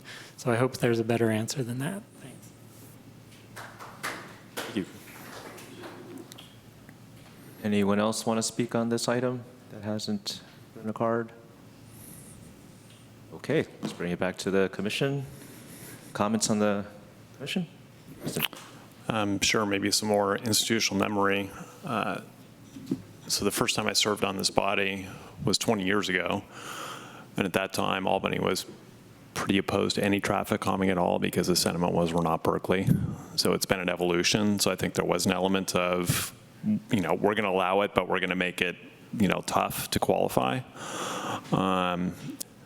I do agree. It seems like there's been a kind of a breakdown in the system because you do have that speed hump at the north end of Masonic, north of Solano, which to me, they have the speed table for the crosswalk, which that makes sense, but the position of that other one doesn't make sense other than really as an exception. I mean, that's not where the athletic area is. That's not where the picnic area is or anything. Yeah, the further north one, yeah, it's north of the speed table. And a speed table is a hump that's been split, so it has a table for a crosswalk on it. It's a term of art. And there are speed humps on Key Route, there's speed humps on Santa Fe now. All of those are collectors, minor arterials, at least by volume, if not by designation. So there seems to be a movement towards, okay, we're going to put these on blocks where there are public facilities, but that's not articulated in the policy. So I think there's been some scope creep and some need to update the policy.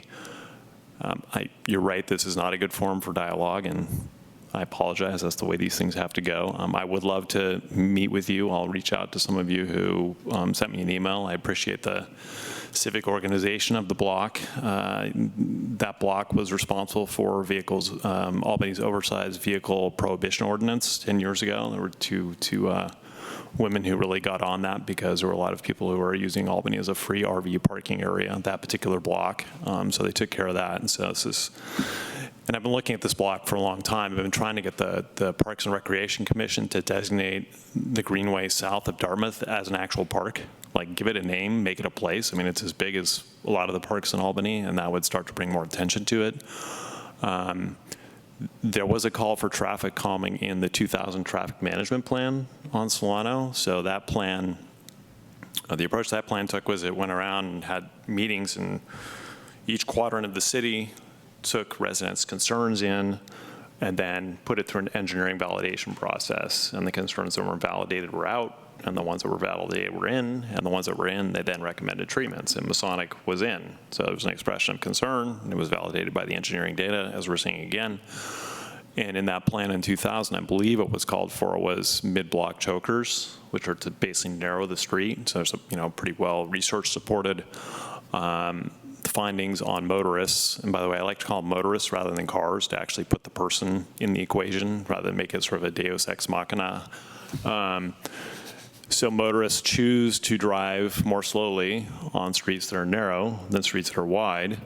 And that's another part of my long-term interest in that block is that with the oversized vehicles gone, the parking occupancy is very low on that block. And so unlike other blocks in Albany where they're parked up on both sides, that block and the south end of the 900 block seems excessively wide because there's so few vehicles parked on particularly on the east side. In fact, a survey I did actually with my kids, boy, I don't know how long ago that was now, 10 years ago, I guess, for another issue, found that all the vehicles that were parked on that block could be parked on the west side. and the east side could be attached, repurposed from pavement to being a part of the park. And from what has been described about kids, dogs, sports objects going into the street, that could be repurposed as some kind of a soft vegetated barrier to try to cut down on that.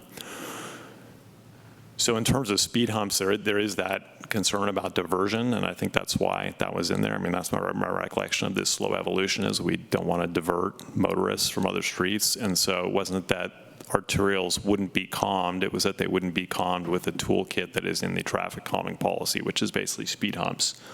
Other treatments would have to be used, like narrowing the street as described.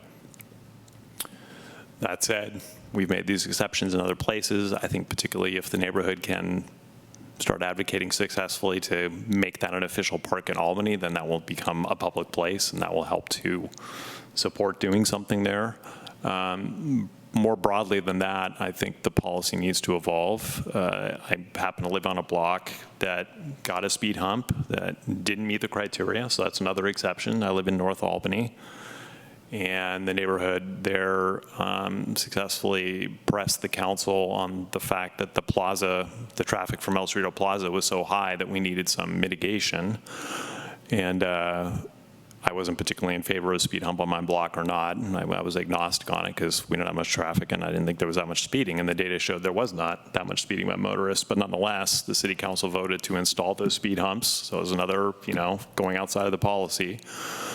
And what you see in the data, if you could go back to the table, because my block's actually included, is the 900 block. So you can see after the speed hump, motorists are, motorists are obeying the speed limit now. And that's what we want. We want them to obey the speed limit. There's a wide body of research, as was mentioned, on the speed and injury to pedestrians, motorist speed injury to pedestrians. And the difference between a 30-mile-per-hour motorist and a 25-mile-per-hour motorist hitting a pedestrian is about a little less than 40% in terms of likelihood of injury severity. There's also research that speed, particularly for children, when it gets over 20 miles per hour, more than 20 miles per hour, children can no longer accurately assess when that particular motorist is going to arrive where they are, because we're not, we didn't evolve with things that were moving that fast typically, so we don't come built with the neurology to process that information accurately. So, I would be in favor of changing the policy, and I know that's not on the agenda tonight, but to open the topic, and we're talking about it, and making a policy of if the 85th percentile speed is over 25 miles an hour, then the street qualifies. And instead of having a binary switch where the street qualifies or doesn't qualify, and the ones that qualify are first in, first treatment, it would be, if it's over 25, the block qualifies, and the blocks are treated in order of how much over 25 they are. So we take a risk-based approach to dealing with this and to making our city safer.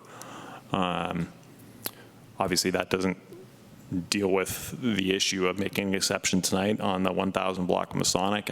I personally would like to use this to motivate us to redo the policy so we bring the whole city back into consistency, because it's gotten so out of whack. There's so many exceptions now. That's my 12 cents. Commissioner Paulson. So I'll start by saying that, for full disclosure, my block 3 years ago tried to get speed bumps and a traffic stop sign. We did not meet I can't remember. I was more interested in the stop sign than the speed hump, but we did get the stop signs. But we didn't qualify for the speed hump, so, and we're by a park, and we get lots of people driving really fast from that high school.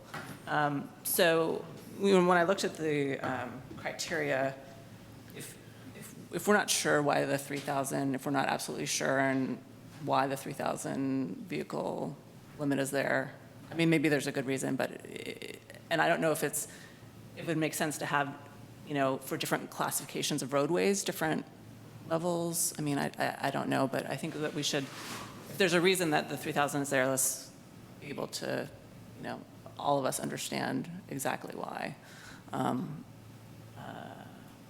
And then for the commenter who had, a couple commenters had concerns about the light at Masonic and Marin. That's being redone by the city. It's in process, and city staff could probably give you more details about what's going on there. I don't know if that will help with people trying to make the light, like speeding up to make the light, but there are changes headed for that intersection. And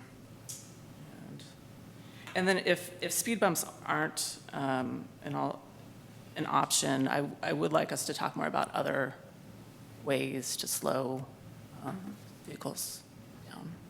That would be good to think about. And I also don't know, does the city have, because I'm not sure, on Shattuck, they have by a school, they have the, where they display the speed. Mm-hmm. And whenever I drive and I notice that and then I slow down, I don't know if we have access to that for a temporary period, or if we could get access. I mean, that might just be interesting for certain stretches to put that up for 30 days, 60 days, 90 days, so people are aware of their speed. I think we have one mobile machine. Do we still have that? We used to. It's been years since it's been around, but there was the one that was on a trailer. We could look into getting another one. I don't know what they cost. And I mean, given too that, I mean, there's a lot of parking on that. I mean, we may be able to put one there. You know, there's a space for it for a temporary time. My two comments in wondering why we don't have some kind of traffic calming treatment for 900 and 1000 block of Masonic. Two things. Santa Fe is a collector street. I think there's speed humps on Santa Fe, and so we didn't think about traffic diversion or putting those in. However, I'm sure there are other criteria. The school, of course, is on Santa Fe, but nonetheless, there is traffic calming there. And then, of course, the high volume and high speed, those seem like when you multiply those two, you just have, or use each as a weighted factor, then you have the highest amount, or a very high amount of high traveling vehicles along Masonic. So based on those two observations from me, I think we should look at some sort of interim treatment for Masonic. I think going through the policy is an important thing, but that will probably take some iterations. So my question to staff, two questions. One, if we did want to proceed with some sort of traffic calming analysis or looking at some treatments along 900 Masonic and 1000 Masonic, could the commission request that staff do that? And then the second question is on Harry's question about funding. Are there prioritization issues where we have to limit the number of treatments we can do? So I'll take the second part first. So in terms of the backlog, so several blocks are getting installed. Traffic calming on several of the blocks in the queue are getting installed this year, but there is still a backlog. There is still, I think, 4 or so approved blocks that the commission has approved that are yet to be installed.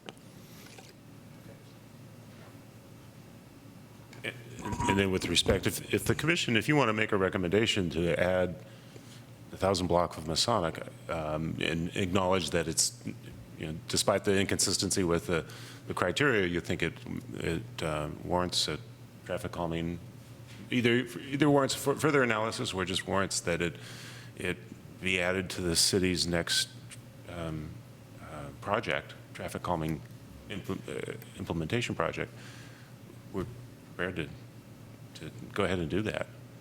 What would be the further analysis that you would, if we went down that path? You know, we could look at we did look, and we could look further at the 2000 traffic management plan and the mid-block treatment and other soft treatments, and bring you a little bit more detailed list of alternatives. The other thing is to look exactly where this might go, to see what those issues might be at particular locations. And we usually like to do that, to say, okay, it's going to go between this house and that house, and make sure that that's going to work for people. Sure. One other question, just follow up on that. The transportation management plan, when does the city review that again, or re-up that if it's been since 2000? We don't have any review of that planned in the near future. There are other planning efforts. I think we're giving more attention these days to active transportation planning, and there's more grant resources available for doing something like that than there are for for vehicle traffic management plans. So we're taking them on, so as an example, Commissioner Paulson's correct, we're taking some of these more vehicle-oriented things on one at a time. The Masonic and Marin and the Masonic and Solano traffic signals, we got some feedback from the community that they were hazardous, and we agreed with that, and we have now grant funding to fix those, and we're going to bringing that design to you in the near future. So we don't have a major plan for vehicle traffic management, but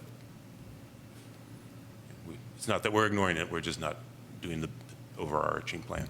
Sure. Yeah, so my preference would be not to just approve speed humps tonight, because I think there's more that can be done there. You know, talking again about the width of the street. It's interesting you bring up grant funding. I wonder if there's a way to get grant funding to do some of this edge repurposing, and like as a part of making it a park, you know, from a park's perspective, some nexus between park and traffic. So I think it needs more analysis than just throwing some humps down there because of this excessive width, because the parking is just unused pavement at this point. Yeah, I would like to see staff do further analysis on what can be done, and I think there are the larger, more intensive capital projects, some of the ideas that Preston's brought up, down to traffic calming measures. And the reason why I think we should move forward with the additional analysis of alternatives is that if there was another street that came forward with slightly lower speed, a lot lower volume, below 3,000, then we would automatically make that determination to go forward with some kind of traffic calming measure. But because the speeds are high here and the volumes are high, I think we should also make that determination here. So I'm in favor of, and I don't know if someone else wants to put forward the motion, but I'm in favor of doing the additional analysis of going into alternatives and looking at what can be done for these two blocks, particularly the 900 block and 1,000 block of Masonic. And we're also interested in updating the policy. We appreciate the frustration that people have. We do too.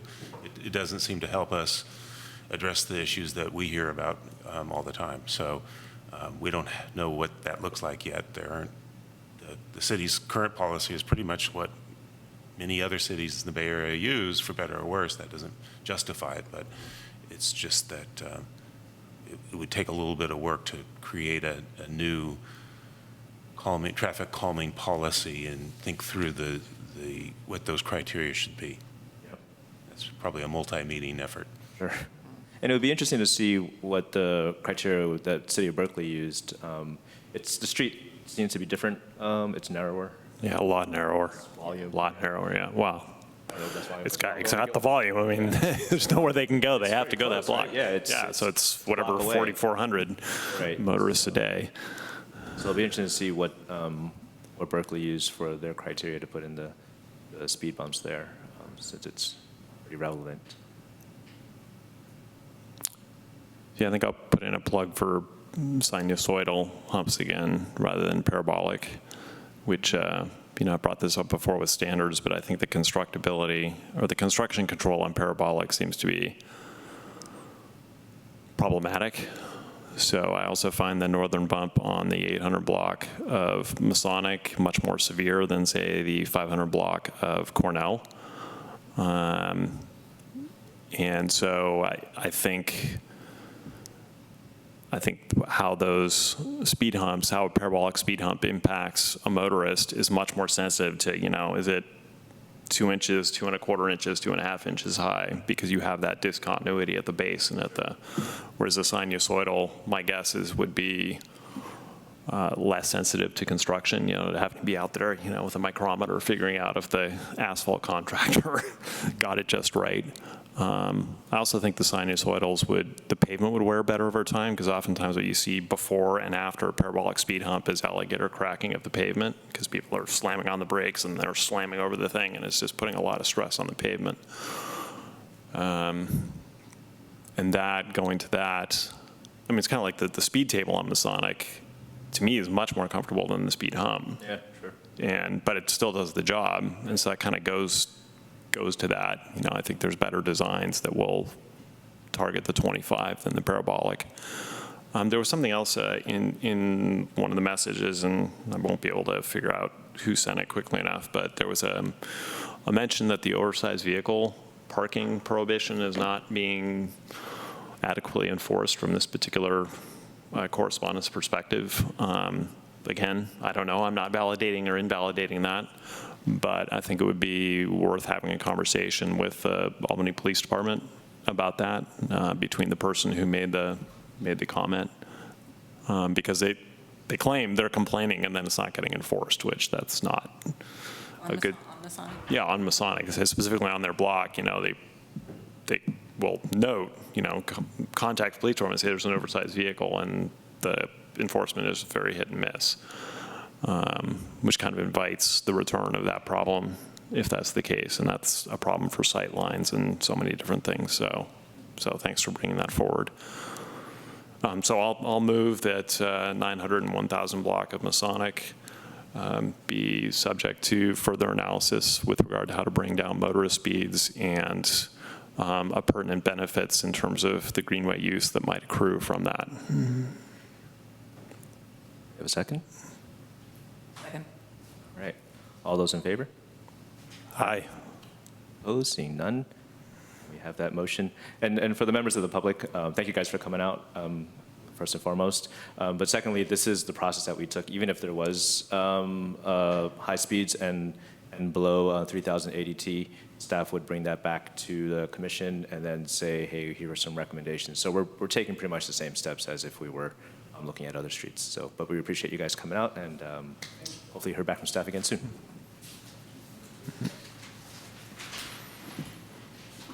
Okay, back to 5-1. 5-1, rectangular rapid flashing beacons.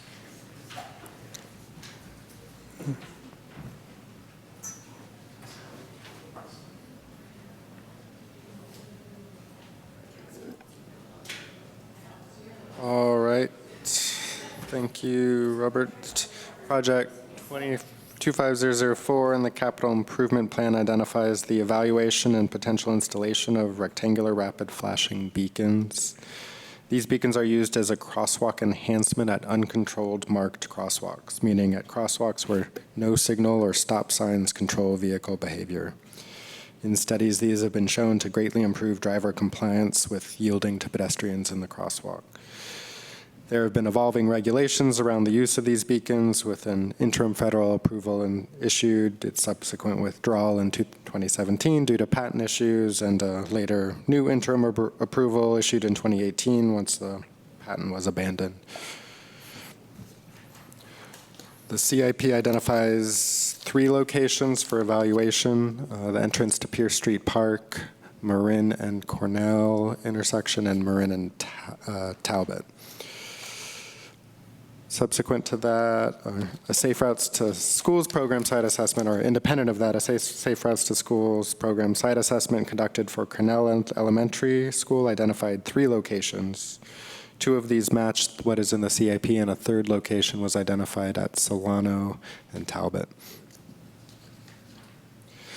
Staff has expanded the analysis to include 3 additional locations, 1 more on Solano as another access point to Cornell Elementary, 1 more on Marin at Stanage, and 1 at San Pablo and Castro.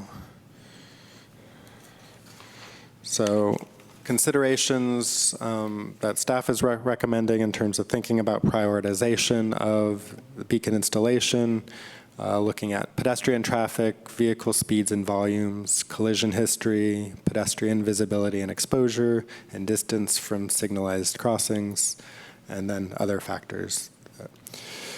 So walking through these briefly, pedestrian traffic, staff observed per the CIP, it was based on earlier warrant criteria, which had a vehicle volume and a pedestrian traffic threshold. So we went ahead and did these counts for Solano and Marin at Cornell and at Talbot. There are crossing guards at both Marin and Solano, so looking at school hour crossing counts amongst the various choices along those blocks isn't that useful. It shows that the crossing guard are being used, more traffic is going where the crossing guard is positioned, but in terms of evaluating where the facility or where the beacon should be installed, it's not a great way to assess it in my mind, that it's sort of skewed based on the availability of a crossing guard. But it does show some overall pedestrian activity levels on Marin and Solano, higher activity on Solano, but pretty good traffic still on Marin as well. Vehicle speeds and volumes, I reviewed traffic survey data that we have for the intersections under consideration. They're shown here. Overall, San Pablo has the highest volumes and speeds, followed by Marin Avenue. And then after that, Pierce has higher speed and Solano has higher volume, sort of in the third ranking. Collision history, looked at the 2013 to 18 collision window that we reviewed recently with you, sort of citywide. Identified injury collisions at the intersections and those involving bikes and pedestrians. I didn't identify any pedestrian injury collisions that occurred with a pedestrian crossing in the crosswalk. Pedestrians were identified as at fault in all 3 Solano pedestrian collisions. And then the closest pedestrian injury collision with a vehicle at fault from these intersections occurred at Marin and Keynes, at San Pablo and Portland, and at San Pablo and Garfield. And just to note, the collision data covers time prior to some of the recent improvements at Marin Avenue and the Pierce Street Park entrance. So, you know, there's been changes to the physical conditions during the window under data collection here. In terms of physical conditions, looked at crossing distance, number of lanes, and site sort of distance from the nearest signalized crossing. That's presented here. One additional factor with once you get to the 2 lanes of vehicle traffic in either direction, you get the potential for a vehicle that stops to block the view of the pedestrian in the adjacent lane, or for a driver to not realize why they're slowing down and to try to go around. Sort of an increased factor once you get beyond the 1 lane of vehicle traffic in either direction. And the slashes there under vehicle lanes is there's a middle turn lane and then the number of lanes on either side of that. But the total lanes is the first number there. In terms of other physical conditions and other factors, I'll show some visuals of each intersection under consideration and note the other items that I've identified for consideration. For Pierce Park entrance, it is a shorter crossing distance with the crosswalk and the curb extension on one side here. And there is, with the installation that was done, an LED flashing sign. It's not a rapid beacon, but it is a visual activation element already in place there. For Marin and Talbot, for all the Marin crossings, they have the bike lanes and the road diet, 1 lane of traffic in either direction, and a center shared turn lane. At Talbot, it does have the crossing guards station there, which resulted in the higher student volume.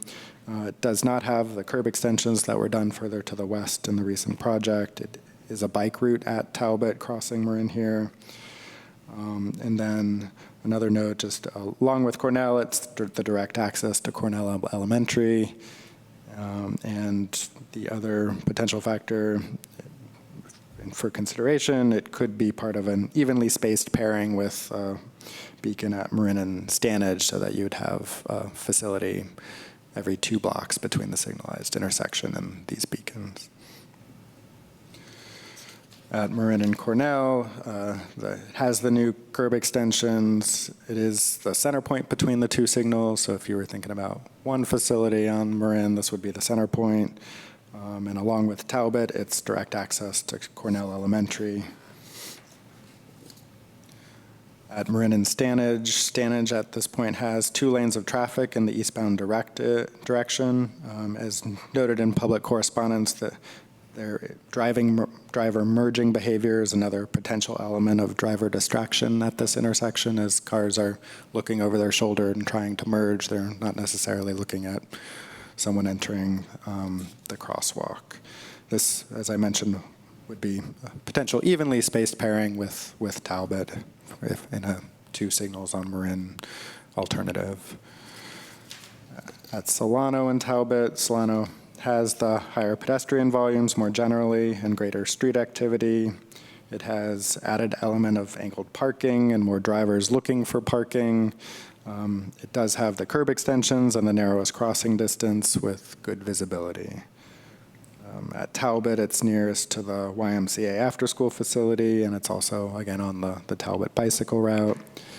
At Solano, it has the bus stop, parklet, and post office nearby as destinations, and it has a longer crossing distance on the eastern side because of the bus pullout there. At San Pablo and Castro, this has the longest crossing distance. It has the 2 lanes of travel in either direction. And anecdotally, I haven't done compliance rate analyses at these, but anecdotally, San Pablo has the biggest trouble with driver compliance with someone entering the crosswalk. So I tried to code the most rankable factors to consider to give you a visual sense of how these factors all shake out. This is not trying to do any weighting criteria or anything, but just to give a sense of how all these things mesh together. Pedestrian traffic among intersections on Marin and Solano weren't really rankable, but so I just sort of grouped those as Solano 1 and Marin 2 here, but just to get a sense of how some of these stack together. And then just to summarize, so this is all the locations where how they're placed with signals that we looked at. This is what the staff recommendation is for the 2 locations that were in the CIP on Marin and the inclusion of San Pablo and Castro. I did mention a couple other sort of close seconds that kind of at least should be considered as options. One on Marin that's evenly spaced does seem to serve the need fairly well. Talbot does have the crossing guard. That's sort of another thing that could be considered as sort of the evenly spaced option there, or the 2 spacing and moving the one from Cornell over to Stanage for evenly spacing. And if you're thinking beyond just the school demand and just serving the crossing demand. So those things and the additional risk factors that were identified on Stanage in terms of the crossing distance and driver behavior. So those are some other things to consider, but again, the staff recommendation was the Marin, Cornell, Marin, Talbot, and then San Pablo and Castro. And with that, I'll open it up to questions. Great. Thank you. Questions from the commission? Just so I'm sure that I understand how the beacons would be installed, is there 2 beacons? So it'd be 2 beacons on both sides of this, or 1 beacon on both sides of the street. Is that how? Yes, I have a few photos, I guess. So yes, the installation that for these would be one on either end of the street facing both directions. So you push the button and it's essentially 4, okay, so it's 2 okay. lights for either direction of traffic. They see them on both sort of ends of the street. Yeah. Okay. And then I know we received a lot of folks in favor of the Castro Street one, so good job to whoever organized that. That was great. But I was wondering if you could talk a little bit about putting beacons on a Caltrans route and what's involved in that, so people, get a sense of if we approve and there is a delay, what may be behind that. Yeah, I hesitated opening up the door to San Pablo, but I'll talk about the rationale for a moment and working with Caltrans on that. We do have a San Pablo complete street study that is looking at safe crossings along San Pablo. At the tail end of that design process, when we were really wrapping up, we did make adjustments in terms of what some of the scope of that was going to be, in terms of narrowing from boulevard treatment kind of to pedestrian refuges. And at the Castro intersection, there was geometry issues with trying to do a refuge and other driveways and other considerations. So it ended up not really getting much treatment in the outcome, and there was some questioning of that, but we didn't really have capacity to reopen the design at that point. So the beacon in that discussion seemed to be the treatment that is feasible and doesn't really change the design at all, but that project, that design is sort of wrapped up. The project did include a beacon at Portland, so just south of here at the next crossing. My understanding is that it was placed there. Both of them serve as the route to Portland was seen as serving both both the next block to the south and the block to the north, kind of the center point of heading to the high school. And the idea that if you were going to do one, that's where you should do it, because it could draw from both directions for the route to school. Because this is pedestrian activated, it's not changing the signal, it's just trying to show folks when someone is trying to cross. I don't see an issue with having a relatively close pairing of these. They're only activated when someone is trying to cross, and cars are supposed to stop anyways. So I think it's viable. In terms of the process, it will be needing Caltrans review. It is an approved control device. It was okayed and was discussed as part of the San Pablo broader project and seemed to be fine on Portland, but we haven't engaged with them on installing it here. So that would be Caltrans review process. We'd have to figure out exactly how. It's a relatively small project, but I'm not sure exactly what their review process would be. I haven't started that. It would take longer than, say, just a city It would installation. involve outside approval, yeah. And the simplest here would be for it to be installed where the current pedestrian signage is that Caltrans recently put up, which is on a light pole. In theory, should be able to have power to these quickly, but it also is connecting with a utility and that kind of thing. So it can be a little more complicated process-wise, even though out on the surface it looks like it should be a relatively straightforward thing. Questions? Yeah, could you say more about putting it at Castro instead of Portland, and also the ones that I'm familiar with in the area, El Cerrito to Berkeley? I think the widest street I know of one on is on Adeline, but I can't remember if it has one in the center. I mean, Shattuck has the beacons in the center because it's so wide, and so this being 7 lanes with parking on either side, and you're putting the beacon to the side. I mean, I'm not saying I'm not in favor of it. It'll improve visibility, but it may get the attention more of the outside lane motorists and not the inside ones, which then could potentially enhance the double threat. So on Portland, there will be a pedestrian refuge as part of the design, so a beacon can go in the middle for the Portland side. But we don't have that here because that's not part of the design at this point at Castro. Well, I guess what I'm asking is, could we do this at Portland instead of Castro?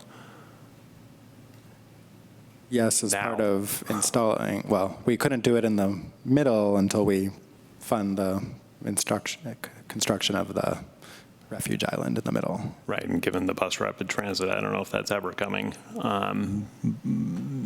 But, and maybe we haven't opened up to public comment, so I'd love to hear the public perception on Castro versus Portland, but is there some barrier I'm not perceiving to doing this on Portland instead of Castro? So that it does draw, because we just heard earlier about problems with people crossing at Washington at the signal because motorists are backing up into the crosswalk. So if you do it at Portland, this gives them both travel paths an alternative that avoids that.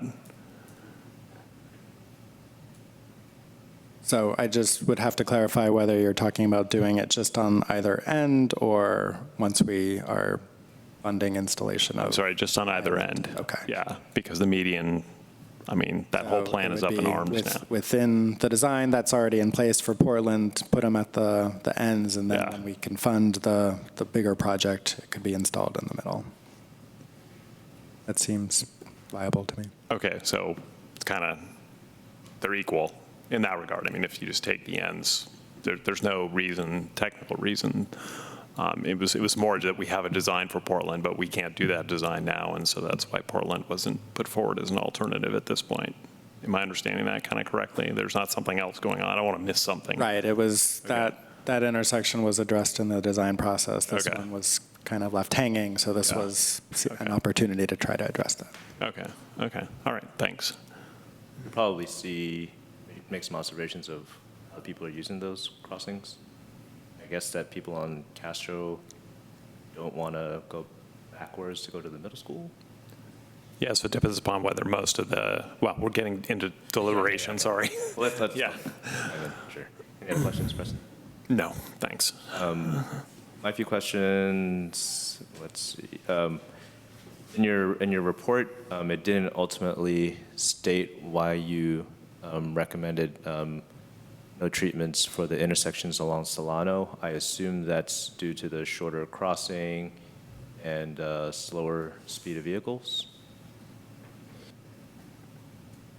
Yeah, so in my assessment, this is to improve compliance and visibility. And Solano, while it does have the higher activity and the potential for higher distraction, you're pretty visible. You have the shortest crossing distance and the best ability to make eye contact with the driver.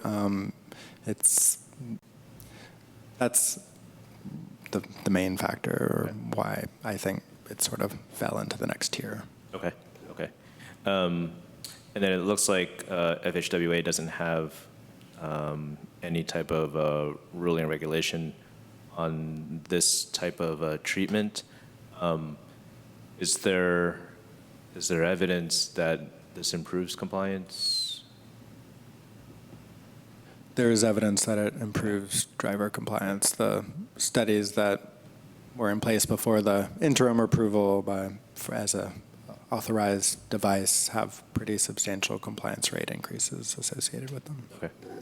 And then my last question is on funding. So this would go into the KIP and have to find funding that way, or is there already funding for this? It is an identified CIP project. It just left open the specific location evaluations, which I'm trying to complete so that, yeah, it already has identified funding associated with it. Does it have a year associated? I think it might be this fiscal year already. Okay. I'm sorry, please. I have two more questions. Yeah. So is there any concern about having the beacon at Cornell and then folks merging from 2 lanes to 1 lane between Standage and Cornell? Just, you're driving along, you're sort of focused back to merge, and then there's a potential stop. Just something that I was just wondering if there was thoughts about that. And then my second question too is there any concern about or is it normal to have 2 beacons 1 block apart?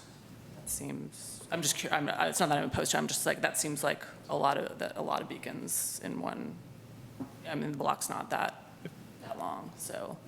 If I could be so bold as to jump in, I realize I made a process assumption that I didn't share, which is I think most of the people that are here about Castro and San Pablo, so I didn't say anything about Marin just because I was thinking maybe we could have them comment. Well, you could ask them, is there anybody here to comment on Marin? Right, and if not, we could deal with Castro because I think that'll be faster. Is everyone here for Castro, San Pablo and Castro? Yeah. Anyone here not for? So what we could do is, I'm wondering. Our question period is almost, you only have one. That's it, I'm done with my questions. Yeah, okay, sure. Okay. Shall we go to public comment? We're there. Was there a question? Public comment. That was More of a, I guess it's more of a statement. Well, I think it's a question, but maybe we take it up after public comment. Yeah. Try to, it's been over 2 hours, so. It's like, yeah, on a school night with a teacher and a student, also a teacher, hopefully, and a small business owner, so. Yeah. Yeah, so let's get it done. All right. I've got 3 cards on this one. The first one's Lucy Martin. Next up, Valerie Risk.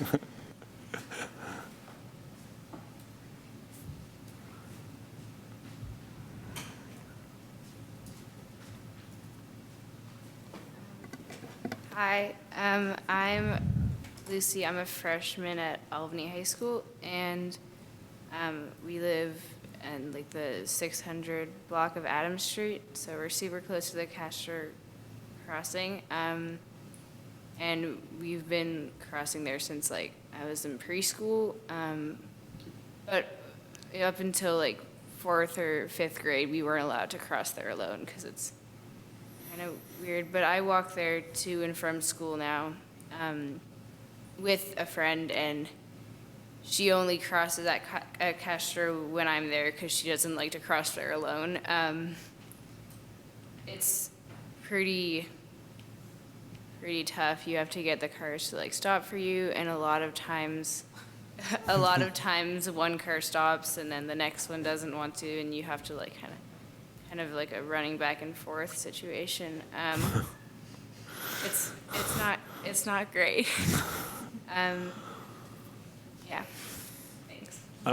If I could ask you a question, so it sounds like you cross at Castro rather than Portland. That might just be, more subconscious that you choose that, but if you can articulate, if you have conscious ideas why you choose one over the other. It's closer, like more in the direction of my house, and I don't know, I know like a lot of people that live in my area, and we all just kind of cross there. Huh. Okay, thank you. On the way back too? On the way home, yeah. So both, you use Castro both ways, okay. Huh. Thanks. Next, I have Valerie Risk, and then up Vonnie Davidson.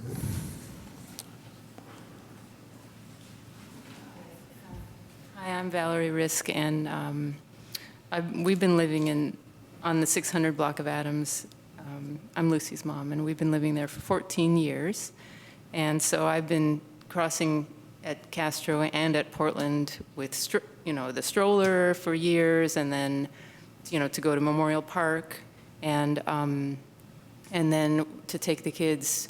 We would walk together when they were young and cross, and then I teach at the high school, and I would go to my work, and then they would keep walking to their school. And then when they went to middle school, they would branch off to middle school.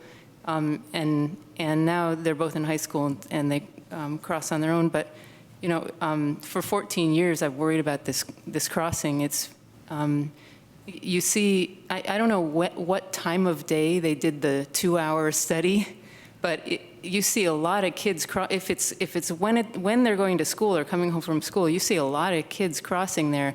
And, with their backpacks, it looks like, to me, it looks like a game of Frogger, because you've got 7 lanes, but 5 lanes of traffic with no refuge, and you've got kids that are like kind of hopping between these cars, and it's just really not good. And that's a major thoroughfare, not just to the high school, to Memorial Park, to the swimming pool, to the central part of Albany, that block of Albany has a lot of things and branches off to a lot of places.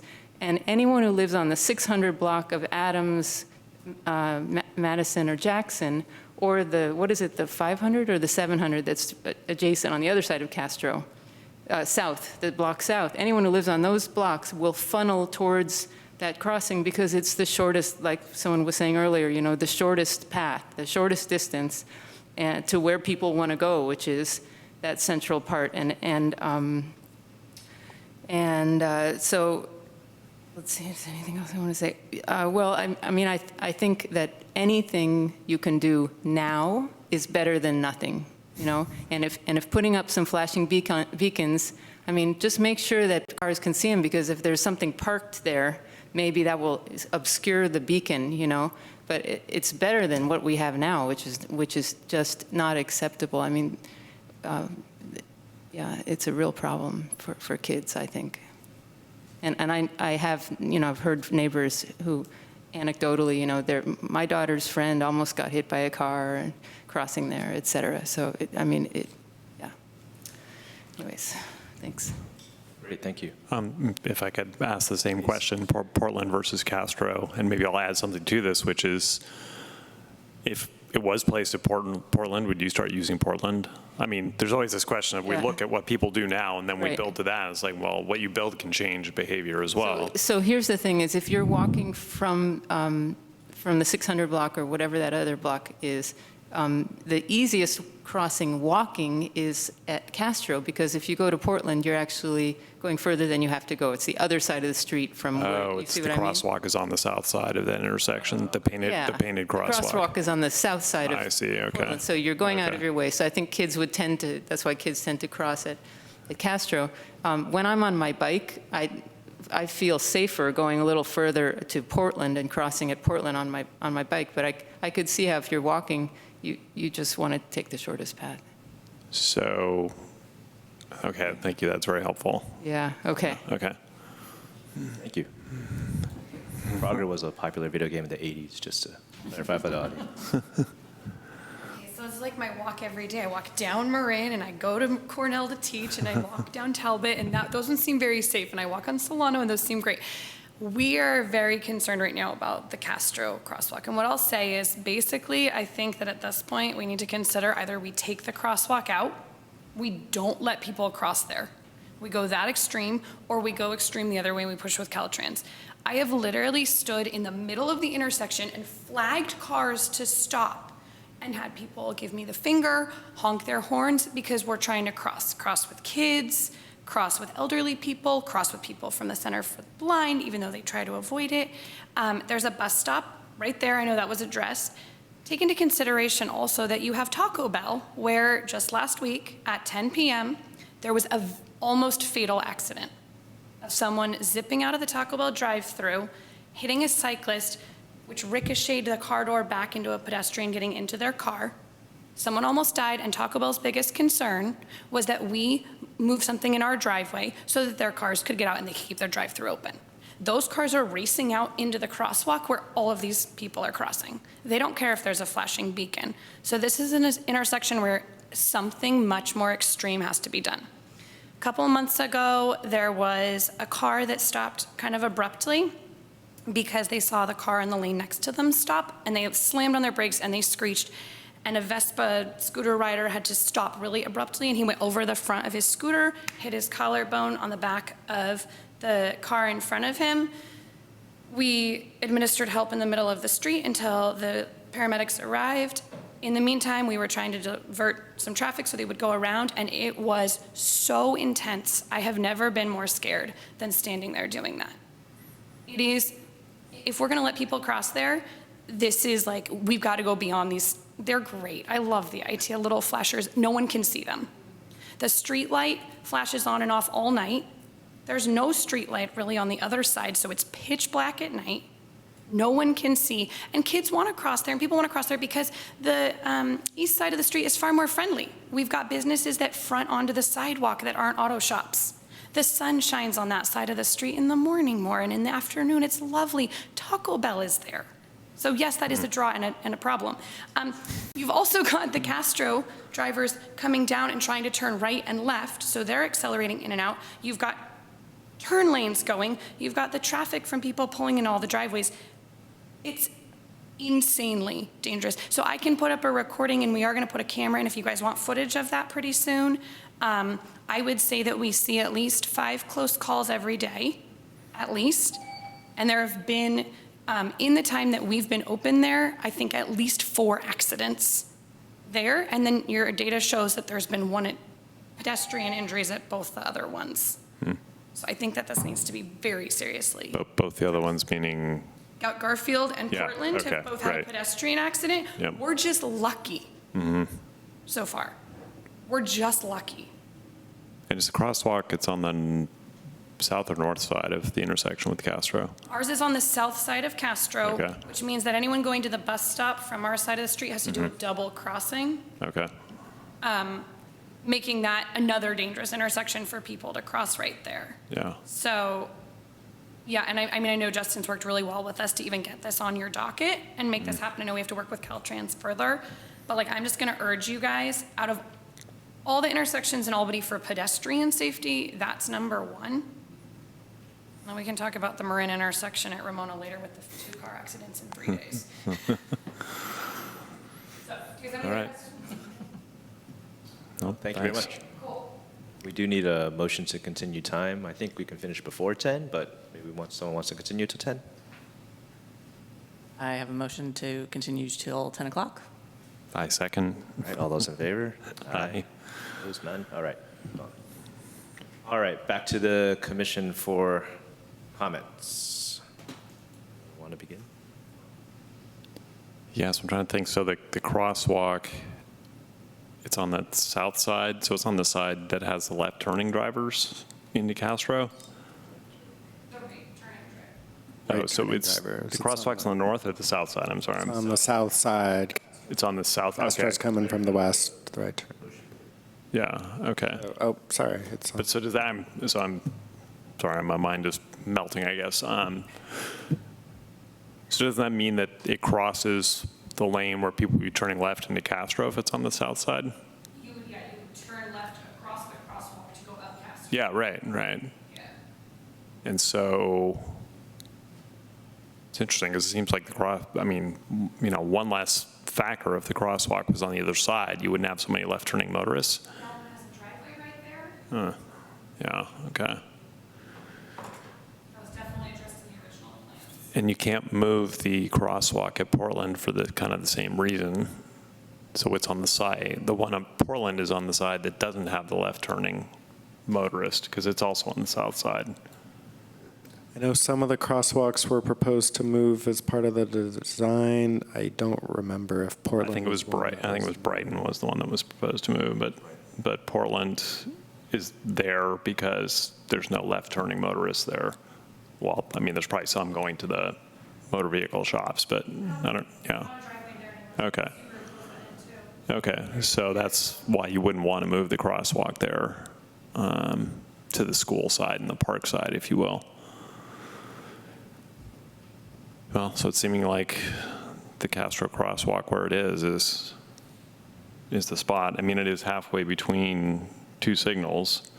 I don't know that it's going to help out with this situation that we heard about earlier with Washington. Yeah, I was looking to see if we could get two things at once. And I still wonder, I mean, again, you have to overshoot to use that crosswalk at Portland. But that is, in our active transportation plan, Portland is a priority walking route or sidewalk route. And so it would serve that. Washington is also a priority walking route. So, I mean, I've heard anecdotally, I haven't lived on the other side of Portland, that a lot of people from Pierce Street north of Washington, students walk Washington over the hill and then cross there going to the high school. And so if that intersection's become dangerous, and I'm skeptical that enforcement is going to solve the problem. I mean, it'd be interesting to know if the problem that's occurring in Washington is something new, if there's something new going on. Is anything? Yeah, so what came up early in the meeting was that people showed picture after picture and story after story that the motorists are backing up from Solano southbound all the way through the Washington intersection, and they're blocking the crosswalk. And when they try to cross through the motorists aren't paying attention to them. They're trying to get out of the intersection because they're gridlocking, the light has changed. And so they're getting the crosswalk and they've almost gotten hit by the second motorist who's not paying any attention to them. So it's become hazardous there. But I don't know if that's due to any particular change or if it's just always been that way and we're hearing about it now. Solano is a point where it sort of breaks down in the phasing on San Pablo, so queuing, I know, has been an issue. I don't know why it would be worse now, particularly from before, if there's another factor. Just in the last few weeks, there's a construction project in Berkeley, right on the other side of the city limit line, and they're closing down the lanes, I think, a little earlier than they're supposed to. They're not supposed to close the lane till 9, but I think they're getting closed earlier. So I've noticed just in the last 2 or 3 weeks that the queuing is particularly bad southbound in the mornings. And this is at like Harrison or something? Yeah, they're doing a green infrastructure project around the Harrison intersection, I believe. Oh. And you also have first and second graders who used to go to Ocean View are now going to the annex. So Right. there's just people who are going that way who weren't going that way. Yeah. Or noticing it. Wow. In Washington, with some education, you can get to the middle school and use the Castro crosswalk, or Washington, I guess. Stay at Washington. Yeah, well, you could go, I mean, you can go to Clay. Yeah. If you're going to the middle school, you can go to Clay, To and high that's school, pretty. That's your shot, right? Right, right. And so I would say people who are coming over Washington, going to middle school, you know, if they're on the sidewalk, I would advise them to go to Clay because that's a pretty low traffic signalized intersection, much better than Brighton. Sure. Well, I've yacked on. I'm trying to weigh the pros and cons here. I don't know if anybody else has thoughts. Yeah, I see what you're trying to do and see if we can kill 2 birds with 1 stone, but it seems like it's maybe not possible. Yeah. So I saw the bus stop over at Castro. And did we look at, the staff recall if we looked at that for San Pablo as a relocation? I don't think there is one. Right? We did, right? It was- Crosswalks on the far side, so it kind of helps a little bit. But that is an issue of near-side bus stops at uncontrolled intersections. It was looked at in the design. We can follow up with you with your AC Transit hat, but I don't think I went by there the other day and it's just curb cut after curb cut, so I don't know if there's opportunities. But we can also straddle curb cuts, so maybe that's a possibility. I don't know. So this is about potentially moving the bus stop you're talking Yeah, about? and get it as one less obstacle in that intersection, past intersection. Visibility opens up. Oh, yeah, right, yeah. Yeah, because if the bus is there and you have an RRFB, I mean, will it be visible? Yeah, get blocked. And, yeah. I mean, the bus is not there very often, but still. Yeah. That is a sticky situation. And I think I read this is it 10,000, less than 10,000? I mean, obviously, there's details to be figured out in terms of power, but we're not talking astronomical capital project like a hawk signal. on the equipment side, yeah. Okay. There's installation and Caltrans makes things. Yeah, double, triple the price. Very easy, is that what you're trying to say? Yeah, they're great. We love them. Yeah, all right. Well, so I think for that, having that cost in mind, which is relatively inexpensive within the context of what goes on streets. Yeah. In terms of the construction, it's fairly not invasive at all. So Yeah. whatever it may be.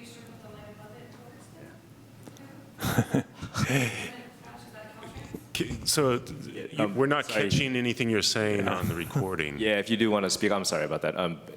We appreciate your comments, and we're having a pretty good dialogue, but if you do want to speak, you should come up to the podium. There's people watching at home. Well, we think there's people watching Well, I at think, home. I mean, Theoretically, people are. Can we just make sure that the light is addressed if we're going to put anything under it too? Because it flashes brightly, and so that's a distraction if we put the flashing beacons under an already blinking and flashing street light. So it does this pretty consistently within an hour.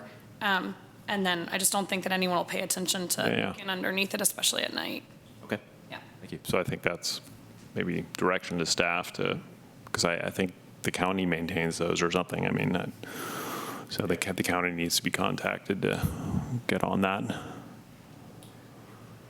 We talked about Castro enough? Yeah, so I'll move approval to install an RRFB at Castro and San Pablo at the existing crosswalk. We're going to do them Second. separate. Yeah, and then we can talk yeah. about it. There's a little more Second, involved. I'll second that. All those in favor? Aye. Aye. Opposed? Seeing none. So that passes. Thank you for your endurance. Appreciate your feedback. Yeah. Shall we go over to Marin? And for helping people out on San Pablo. Yeah. You need a yellow vest. All right, Marin, Cornell, Talbot, and Stanage, all in consideration, is that correct? Yeah. So I think back to Commissioner Paulson's questions. Yes. So my two questions were, is the recommendation is to have beacons at Talbot and at Cornell, and I was just wondering, is that normal or standard to have 2 beacons on within 1 block? I don't have a strong opinion. I was just like, that seemed like just a lot of beacons in a short period, in a short amount of distance. And then my other question was the merge between Stanage and Cornell. I mean, my only concern is that, you have a new flashing light with pedestrians, and pedestrians always get priority. That's, not a question, but it's just you have people sort of focus backwards as they're moving, and then you have this flashing light at the intersection. I just was wondering if there was any thoughts about that. So the beacon's short distance away, I don't know of, I haven't looked at the compliance data that would justify the installation, if there was any looking at spacing involved with that. So I can do some more research, but I don't know of any guidance on spacing. Just anecdotally, so I believe that El Cerrito did some installations along Central, and I think while they have crossings at both sides of each intersection, I think they spaced them 1 per block. So they didn't do both sides of the street crossing, but they did, I think, do a couple at least that are 1 block away, but I'd have to double check. So I could look further into that. I don't. I don't have it. It was just something that I was like, oh, this is, they seem very close. And I guess I'm more concerned about the question about the merging of the lanes, and then then we introduce a beacon, which may give a pedestrian, a greater sense of confidence of crossing the street when. Yeah, so at Stanage, it's before the merging action, so the concern was that people are starting to look where their spacing is and ignore it. You're saying at Cornell is right when you're finishing the merge, so you may still be hopefully at this point moving faster or having, done some jockeying. But the proposal from the CIP and Safe Routes was for it to be on the east side of Marin and Cornell, so you'd have a little more space, I guess, past the merge action that's right before the western crossing. Which street has the crossing guard? Talbot. Okay.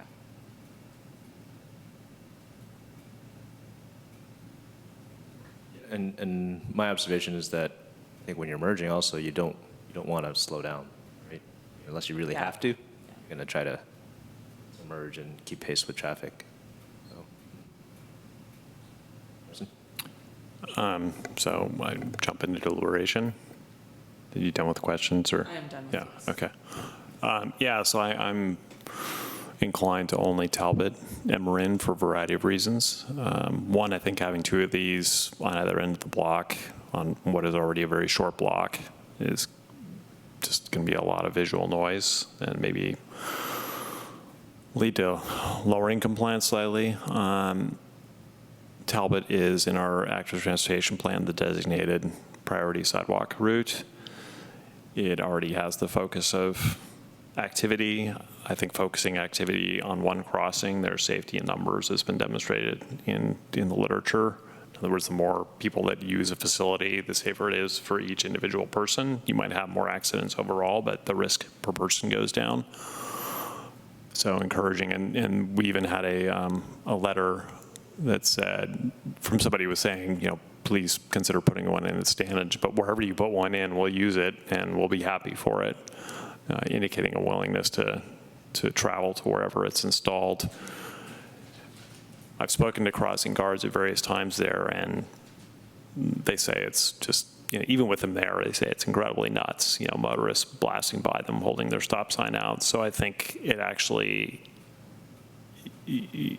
I think it actually would help the crossing guard. It would give them another tool that they could deploy. Because that was eye-opening to me, because my presumption was like, oh, well, there's a crossing guard, so it's taken care of. And they're like, no, it's not taken care of. They're just constantly worried that some of their charges are going to get hit. And then also the other reason is the cycling lane undergrounding. Well, the cycling lane project, it's because of that bulb out on in the westbound direction at Cornell. Things are not going that well westbound for motorists. I think it was a step too far, and so motorists are backing way up westbound anyway already. And I would hate to add something else to just make that situation worse. We need to make it better, not worse. And so Talbot being a block further away is less likely to exacerbate that problem. So.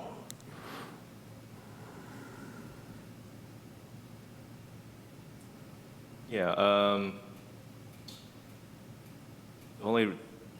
I was thinking. I was originally thinking Cornell and Talbot, and rationale for that was you had the crossing guard, but I mean, do we trust the anecdotes of the crossing guard, or are people really blown by a crossing guard? I'm sure it happened, but I don't know how often it happened. But it seems like your crossing guard seems to be the main traffic calming mechanism that we have at Talbot. And I don't know how much, it's kind of like just the same arguments you're saying, but the different perspective. But I don't know how much the beacons would enhance that or not. So therefore I was thinking Cornell and Talbot. Although if you look at the counts on Cornell, wasn't it like 11 per hour or something? I don't know if you can put that up again. Was that it?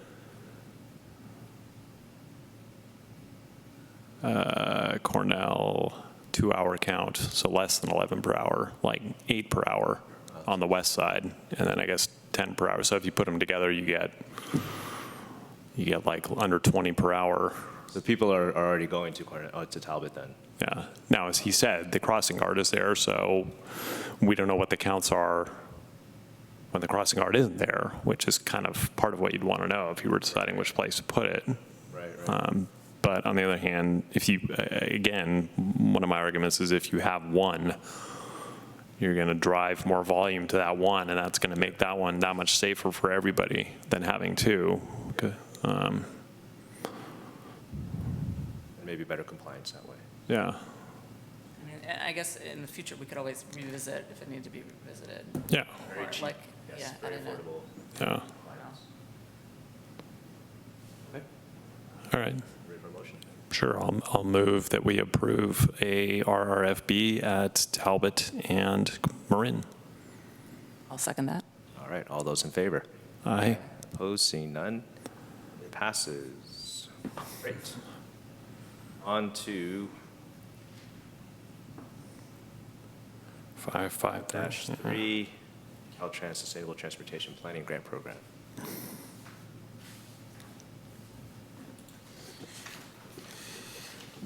So this is mostly just an update. Caltrans has released a call for applications for planning grants. The call was included in your packet. It's due in a couple weeks already. The city applied last year to this program for an update to the active transportation plan, and staff is planning to will be working on revising that application and is planning to submit it again. Yeah, with that, I'll hand it back to you. Okay, questions? So I haven't read the previous application, but is there, well, I guess I have a lot of sort of historical things that we've done that we've been leaders on or first on. I don't know if that helps in an application or not. And I don't know if that's in there already or not. So. If you have language that you think might be useful, send that Okay. over. Well, I can mention some things now, but I don't know if, do you have questions? No. Okay. Okay. So I think that this is administered by Caltrans. Is that right? So I think Now, one thing to highlight is that, to my knowledge, and I've put this out there often enough, and nobody's contradicted me yet or come up with a counterfactual, Albany was the first city to successfully request Caltrans to approve a Class 4 facility on an urban highway. And, you know, so we have a track record of doing new things and being successful at it. I think that demonstrates. In our current plan, I think we were the first, and so far as I know, still the only to propose 2 cycling networks to address what's sometimes called the AT80. You know, so we have a relaxed network and a rapid network, and we're in the midst of implementing that. And so we were, you know, early perceivers of what research is since, I mean, there may have been research at the time, but it wasn't really in the popular mix at the time in planning that the population of people that might bike have a variety of different needs for what will get them to bike. And so we were one of the leaders in perceiving that and implementing that before it was even commonly known in the research planning world. We were the first city in the area, to my knowledge, that planned uphill cycling lanes with downhill sharrows in places where there were not sufficient width to do both. And as an example of that, then propagating, Lawrence Berkeley National Lab has adopted that and implemented that configuration on its main entry road. You'll probably include something about counts, but we have the highest active transportation count in Alameda County at Solano and the Greenway. And I would expect it's the highest in the East Bay, because I probably isn't something in Contra Costa that would be more than that. We're the first city to pass a property tax to specifically fund sidewalk repair, which passed with almost 80%, or 4 out of 5 voters approving. And we have led the planning for a low motorist connection between the Greenway and the Bay Trail. So we'll have the best connection between the Greenway and the Bay Trail in the East Bay. And we're on the verge of completing that in terms of construction. We have a community-led bike parking installation program. And then in these applications, do you need to say anything about or is it useful to say something about early ideas on what the planning process might focus on in an active transportation update? There's a lot of narrative that you have to fill in for this, so yes. Yeah, we identify you don't have to spell out everything that's going to be going into it, but the grant. Yeah, the things you hope to accomplish with your plan. Right. Well, I would suggest an emphasis on looking at the options for motorist-separated cycling facilities in our high-energy corridors. And so making a connection to Alameda CTC's ongoing effort regarding San Pablo. And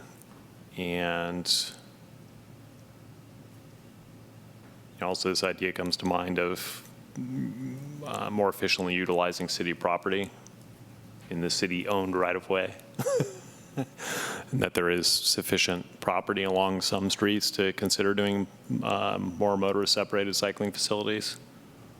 And I think from what I've understood from Jeff, that the situation in Albany with where its sidewalks are located relative to the city-owned right-of-way is not unusual.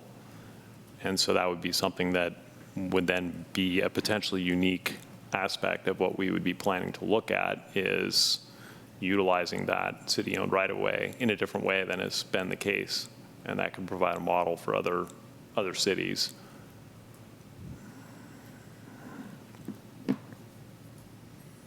So those are all really good points. The grant, as I understand, is really competitive. And I think Caltrans tries to have some geographic equity across the state. Yeah. So anything that you can do to have our application stand out more will make us more competitive at the local level. But they give applications out to like Yolo County and Shasta and all sorts of Yeah, it's always like $15 million in this call. It's like, wow. Although it is planning, but nonetheless, that's not a lot of money. Yeah, everyone's applying for, $500,000 grants. Yeah. But did I understand that some of the money comes through the MPO? Is this one of these ones like where it's like some at the state level and then some gets passed on and you get a second chance? There's money that goes to the MPO, but I don't think we get a shot at that. It's not this one. It's for them. That's a different fund. Oh, right, for the MPO. Okay. Does the MPO endorse? I thought they did. Does MTC endorse this? Don't they have some I think there's a recommendations? consistency with regional plan, kind of, and the dollars may flow through the MPO. You may work with them, the administration, but I'd have to double check. But I think you're thinking, Preston, the active transportation. That's what I'm thinking of, yeah. So I didn't know if this had that two-step as well, but it doesn't. So yeah, that makes it pretty tough. Yeah. One of the things when we do these is we look at their scoring criteria and make sure that we're hitting the points on their scoring criteria and telling a story that translates into points, basically. And often it's, more and more often it's social equity and focusing on areas of the city where, such as University Village, where we can meet some of their criteria for that, and improving the connections from University Village. And then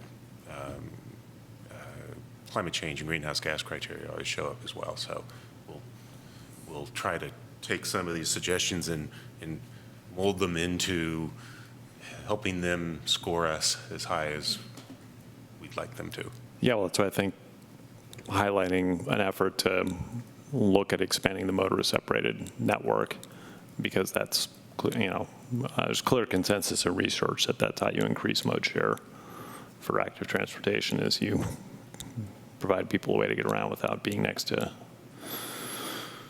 large steel objects moving at high speeds. Any other comments on this one? Okay, staff has some feedback. All right. And on to item 6 is announcements. Make it. Can you switch over to this is late at night to be talking about conflict of interest regulations, but we did give you a new map of, subsequent to our biannual training on various state laws that govern how commissions and committees work, it's come to our attention there's a new state law that's introduced a new concept of conflict of interest, and I just wanted to highlight it very briefly for you. In the past, there's been a 500-foot limit where if you're within 500 feet, it's presumed to be a conflict of interest, unless there's some exceptions to that. And then beyond that, it's not presumed to be a conflict of interest. They've now introduced kind of a gray zone. There's still the 500 feet, and now between 500 feet and 1,000, there is I'll slow down a little bit here. Okay, so within 500 feet, the presumption, unless there's clear and convincing evidence otherwise, is that you will have a conflict of interest. And this language is new. Between 500 and 1,000, it's the gray zone, and you have to, we can consult with the city attorney or FPPC on this, but there's a gray zone about whether or not you have a conflict of interest between your property and the project that you might be looking at. And for the Traffic and Safety Commission, it does talk about, it specifically names traffic levels and parking, which are the two things that you would probably most likely be dealing with. And then beyond 1,000 feet, it's now presumed not to have a material impact unless, again, there's a clear and convincing evidence otherwise. So it's just something that we're going to be a little bit, we try to help by flagging this for you, and we'll be probably flagging this more often because this radius is larger, and we'll be contacting you. In many cases, we'll contact you individually before a meeting just to make sure you're aware that this might be something that you need to think about. for all intents and purposes, a lot of the business that we do would be impacted by the ruling, right? Because there's traffic volume changes. I think, you know, if you're looking at a speed hump between, you know, if a speed hump that's 750 feet away, I'm not sure that's going to be a substantial alteration of traffic levels. But if you were to close off a street 750 feet away, that might get into that area where you would say, you know, that might have an effect on your property. And I would note this is both good or bad. So even it's not just you know, doing something that benefits you. It's just even if you're suggesting something that would have a negative impact, it's still a conflict. Should I move to extend? Or would you like? No, it's okay. By all means, doing your job. Don't need to apologize. But how much more time? I don't know. There's another couple things. Or? I could send you, and the city clerk will probably be sending out a more detailed update to this. I just wanted to point out these 3 slides to you and make sure that you have the graphic in front of you that we printed out for. Right, but aren't there another 2 items under this? Okay, 10 minutes. I move to extend 10 minutes. I second. All right, all those in favor? Aye. All right, let's keep going. So just on this is a kind of an interesting sidelight. You know, there are some scenarios where Albany would be forced to go to district elections. And one of the downsides of district elections is said to be, you know, parochialism. Like, I'm only fighting for my district. But with this 1,000-foot rule, in our city being so small, the council member from that district would be barred from fighting for their district on most things. So kind of solved that problem. Yeah, that's true. Yeah. You could do anything except for where you know, your district. Your own district. Force non-parochialism. So we'd keep our at-large perspective with our council members. Yeah. Good point. Any other comments on this? And I did forward an email from the city clerk with information on this. Appreciate it. Okay. 6-2. So there were 3 potential dates that I sent out at all commissioners except Commissioner Paulson. So if you want to weigh in here, fine with all of them. So it looked like the best availability was for December 5th. So maybe we should go ahead and set that date. Great. For the final meeting of the year. So is there a meeting in November? So no meeting in November? So this would be in place. Okay, got it. This would be in place of November and December. Okay, that was easy. 6.3 was just an update. Council action on the Keynes-Adams pilot project. They did move to approve the pilot, and so we'll be working on developing that as a CIP project. And I had one additional announcement. The Arts Committee is asking everyone to circulate that they have an open call for the haiku fall into haiku activity. So they are soliciting submissions. Deadline's October 1, and all the information and submittal online is at albanyca.org/haiku. Going on Yeah. Nice. Yes. I might have missed it, but I don't think that council was informed about the Albany section of the Alameda CTC ATP, and specifically what it said about the Adams Street and the bridge. And so given the questions that came up there, they might appreciate an email about that.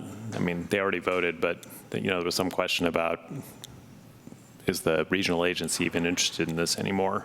And I'm not sure they're aware that the regional agency is still interested in this and actually actively pursuing it.